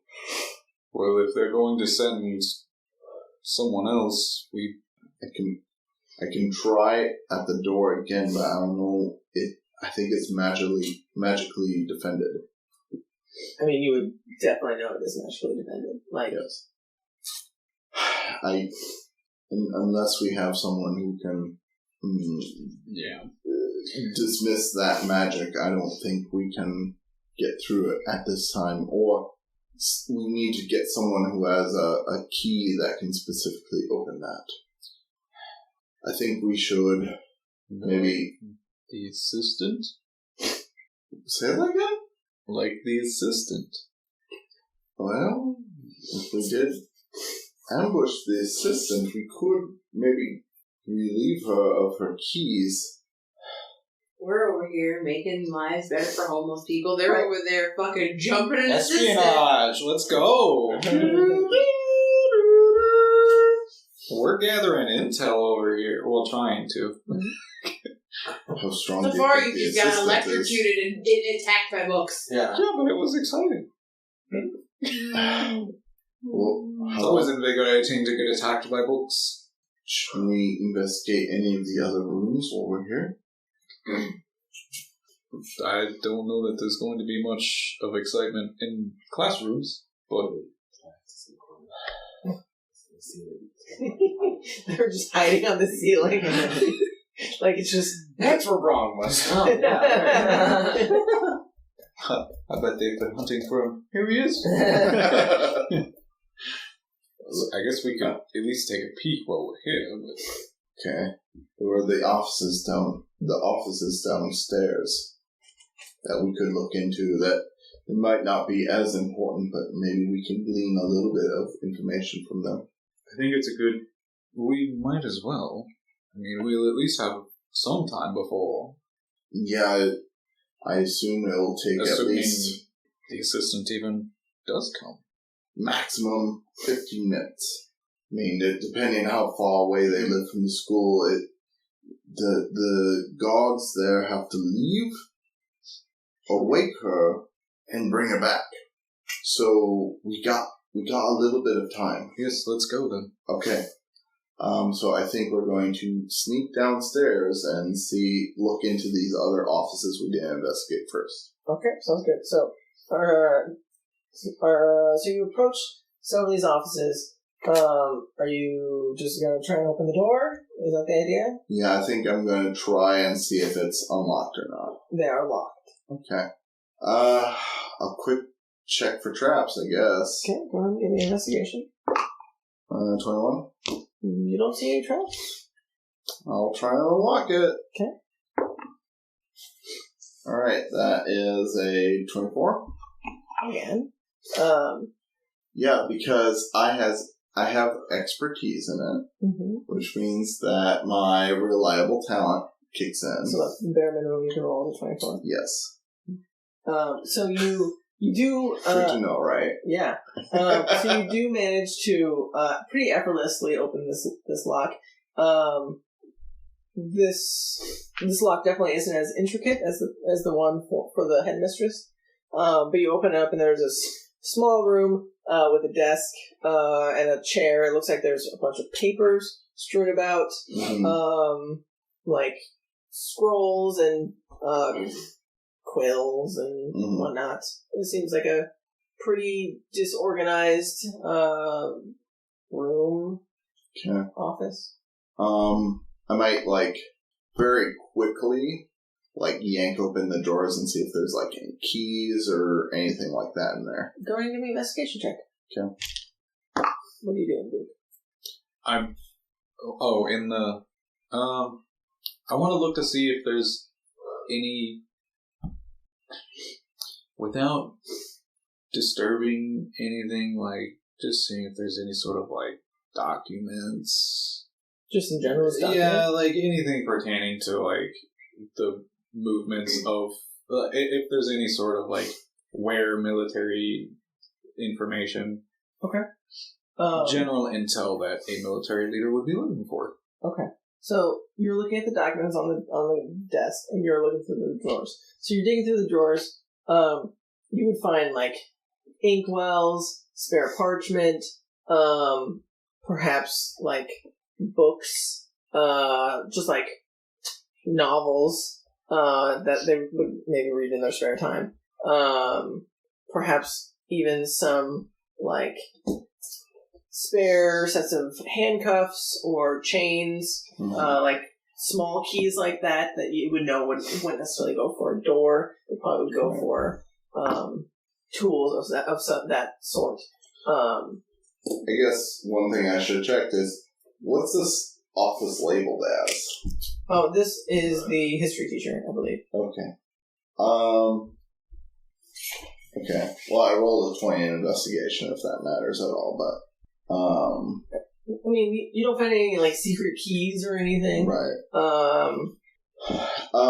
I might take Duke and be like, let's find an office maybe of better standing. So I want to kind of like look and see if like there's like maybe some sort of office that maybe deals with records or processing or something like that. Okay. So the documents on the table, those would be like there'd be a newsletter there from the headmistress that talks about new ideas for either punishment or new strategies for teaching unruly Tabaxi. Maybe like a new organization of we're changing this room to be used for this new practice that we're doing, like very mundane school stuff, nothing military necessarily. It doesn't seem like at a cursory glance there is anything like specifically military based. It seems like a lot of just stuff dealing with the school and perhaps like writing about history of Tabaxi, like some sort of written history, like they say that they've been here for hundreds of years and the blah blah blah. Like this seems to be written as if it was like written by the voice of an outsider. Mm-hmm. Okay.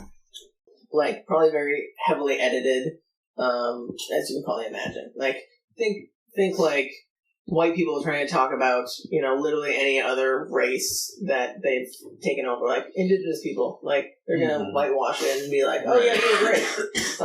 So similar type of mentality. Okay. So you guys you're just gonna keep looking through the different. I think after kind of rummaging through this office, I'm gonna be like, okay, this was pointless. I want to target my next room, so I'm reading the labels on the doors, like what departments there is. Okay. So what departments do I find down this hall? I mean, you would find obviously the different types of school classes, like arithmetic. What's the word I'm looking for? Like being prim and proper, etiquette. Thank you. Like an etiquette teacher, like disciplinary, like think like a vice principal type of role. You wouldn't especially on this wall of rooms, you wouldn't find hall of records or anything like that. That's. I'm interested in this vice principal or disciplinary office. I'm trying to think of a good word for it, other than punisher or something. Right. But that's the idea. Disciplinary. Yeah. Head disciplinary or something. Right. Yeah, okay. I'm interested in breaking into this one. Okay, sounds good. Go ahead and give me another lockpicking. Yep. Okay, that's 24. Yeah, you pretty easily, again, break into this specific office. And it does seem a little bit bigger than the previous one you were in. It looks much more well kept. Like, there are documents strewn about all over the place. It seems like there is, like, several bookshelves, like, several books on a bookshelf. Not like a library, but like there are books on a bookshelf in here. It seems pretty well organized. You probably would see various types of chains and collars like hanging on the walls that probably would fit around your neck pretty easily, as well as like entire full body like chain to wrist to ankles. Think like chain gang kind of stuff. Right. Secret dogs, yes. That's a community reference. But anyway, so you see several types of that, like rope, whips, like chains. They excite me. Right. That type of stuff. Okay. Well, after being appalled by all the chains, I'm going to probably do the same thing, which is sort through his desk and see if there's anything important looking, like whether it be keys or like documents that might be like have intelligence on them. What sort of intelligence specifically are you thinking? Like, I don't know. Like the purposes of, like, the school, like, what are they training them for? Or, like, you know, what, any grand scheme that might be behind, like, why Tabaxi are still going to the school, you know? Like, they're not training them for nothing. You ever watch or read The Handmaid's Tale? Yes, I did. That's the kind of vibes I'm getting from this school. Like, they're teaching them to be obedient slaves. Yeah, I get that, but you know what? You're not here, and I'm role playing right now. So, but I love you. So you know, I mean that in a derogatory way. I'm just getting serious Handmaid's Tales vibes from this. Yeah. Okay. Anyway, roll me investigation as you're digging through this desk. Okay, that's 27. Okay, so you're digging through. You would find, like, large sets of keys that probably fit the shackles that are strewn about the room. Like, think like a janitor sets of keys of keyring.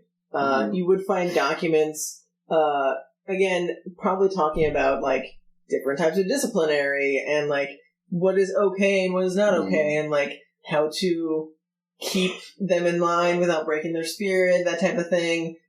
You definitely would get, like, a memo, probably, like a personal memo directly from the headmistress that says, like, don't be too hard on them or else they will break and they'll be useless to us. They need to be able to be sold to the highest bidders. And they need to bring income to the school because who else is going to pay your fucking salary? That type of thing. Like, you definitely do get a Handmaid's Tale type of vibe. Right. Yeah. Okay.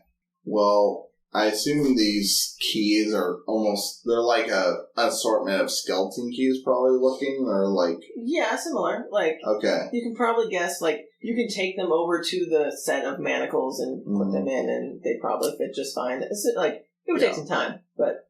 I think I'm going to pocket the keys. It's a big set of keys. Like, it's going to be, like... I'm going to put it in the bag of holding. Oh, okay. Just because that many keys to shackles probably might be useful in the future. Anyway, and then I'm going to say, yeah, this is not surprising, but shocking all the same. It's a lot to take in, Duke. Yes. Everything I've found is just basically how they're working to further cripple your society. Removing your history, rewriting it, learning new ways to punish. More or less. Yes. I don't know that we really need anything out of the headmistress office, but if the opportunity does strike, it could be worth. Well, if we wait, We could slow it down, but if we wait here any longer, I think we should just leave. you think so? Of course, if we run into our coming guest, we could take an opportunity that has stricken us. Perhaps. Well, fine. Let's head out. We'll try and find the others in the slums. Yeah. Okay. So you guys are gonna head out of the school? Yes. Okay. So you guys, go ahead and roll me one last stealth check as you guys are making your way downtown, walking fast. Face pass and their whole round. Oh, fuck. Is it stealth? Yes. 24. You roll 1. I did. What'd you roll, honey? 24. Okay. This is also an old building. Yes. But this is as you're leaving, like, make your way out. I'll say you get to the final gate, and it is locked again. And you, like, rattle the gate a bit, which draws some attention to you. And a guard that happens to be walking by stumbles over and says, "What are you doing in there? Why are you at the school this late at night?" Oh, I'm sorry. I was told to escort our guest around. He is a potential ally to our cause. I was told from higher-ups to tour him around the city. He is curious. Roll me persuasion with disadvantage. Persuasion. Or deception. Deception. Deception? Okay. Because you're lying. So. Those are both... Yeah. Oh, that's too bad. It is too bad. It's still a 25. You look at this person, this weird creature, who is a weird tiger. Mm-hmm. He looks confused, but also doesn't really understand what you're saying, but also doesn't really care. Like, you can definitely tell that this is a late patrol, and he's kind of checked out. And he just kind of looks at you both and kind of just shrugs and says, "Did you lose your key?" I don't know. Something's jammed in it. Do you have one? He looks at you again and he takes out a key and unlocks the gate and pushes it open and says, "You really shouldn't lose your keys." This isn't boding well for my investment. Well, I take out the huge ring of keys that I have now. I'm like, I don't know, I think the key's bent or something. It's weird. You look tired, though. You should go home. I am tired. I've been on a 12-hour shift. Jeez. Really? God, they really... Look. And only half an hour lunch break. I would add, if I was you, and ask to get a transfer, there's other units not doing half that much work. I bet. I've heard. Whatever. And you can definitely tell, like, he is ready to be done. And he isn't really interested in starting some shit.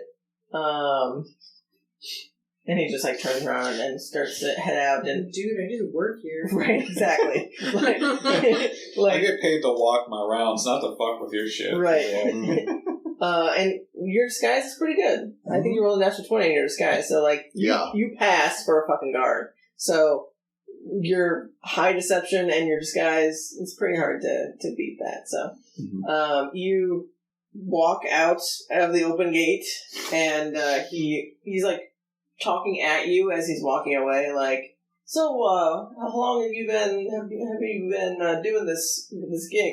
Did you recently switch over to a different route? And like he's like walking away as he's talking to you, like not paying attention to what you guys are doing.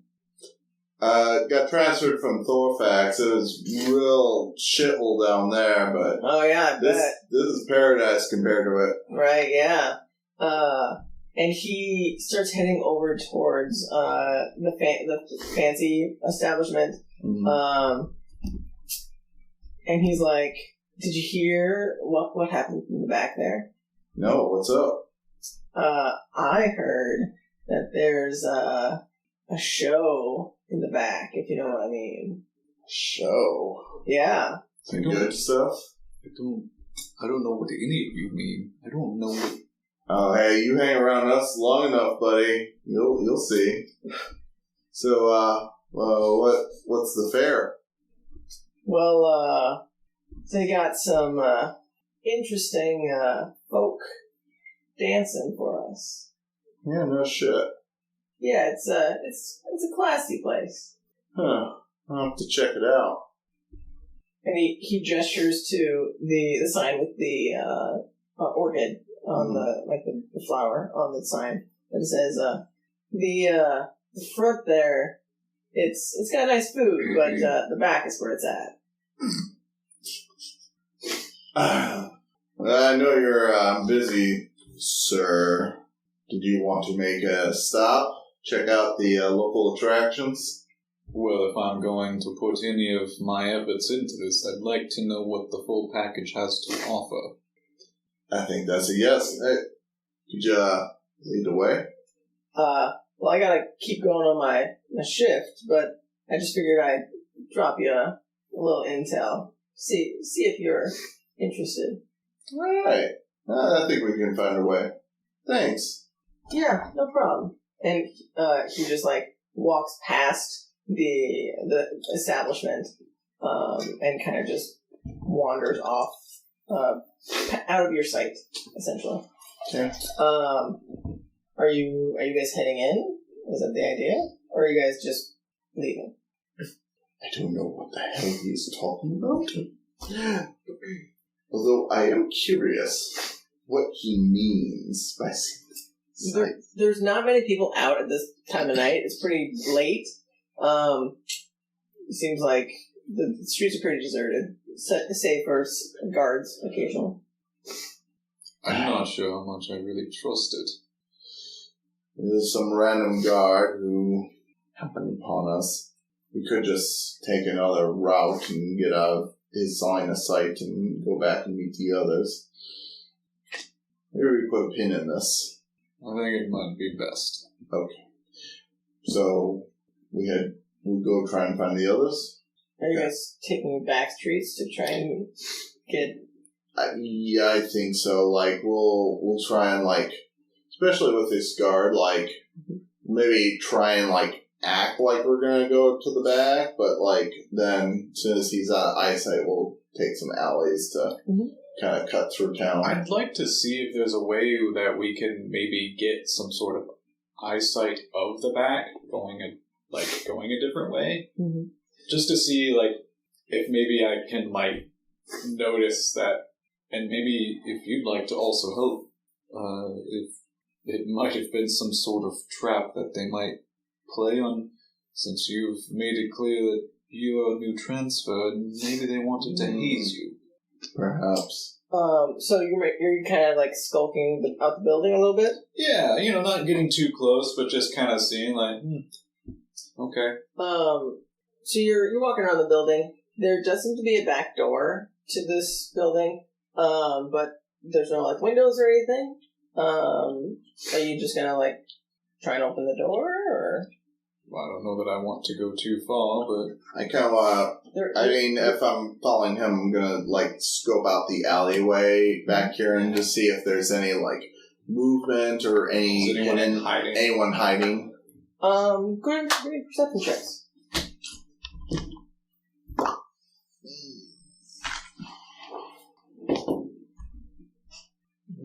I don't remember what my perception would be.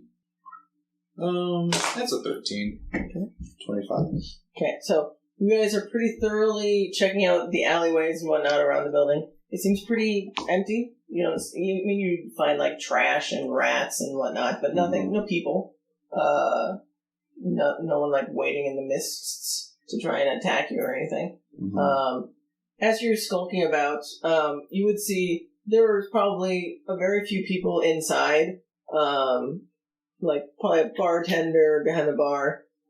You would see like a door kind of behind the bar with your very high perception that would lead to the back net potentially. Mm-hmm. All you hear is Bass. no, you definitely would not hear that from out here. But you don't see a lot of people inside. It seems like it's pretty quiet. Nothing too fancy. Are you satisfied, or would you like to go through? Let's just keep this in mind for later. Okay. Okay, sounds good. Okay. Are you guys just heading back to... Yeah.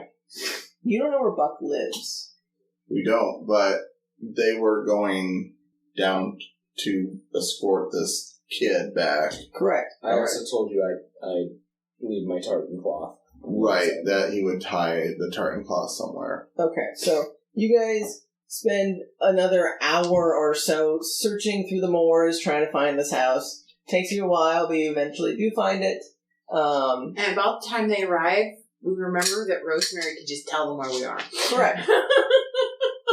And as soon as you guys find it, you guys hear in your head, oh, by the way, this is exactly how to get there. Oh, okay, never mind. I wasted the spell slot, but it's fine. You could have been dead, and you waited The 3 magical hours. equivalent of someone on the phone wondering where the hell they're at, and they're like, oh, okay, I see you. Right, like you're just walking to the door. Yeah. Right. So, you guys managed to make your way back to Buck's house.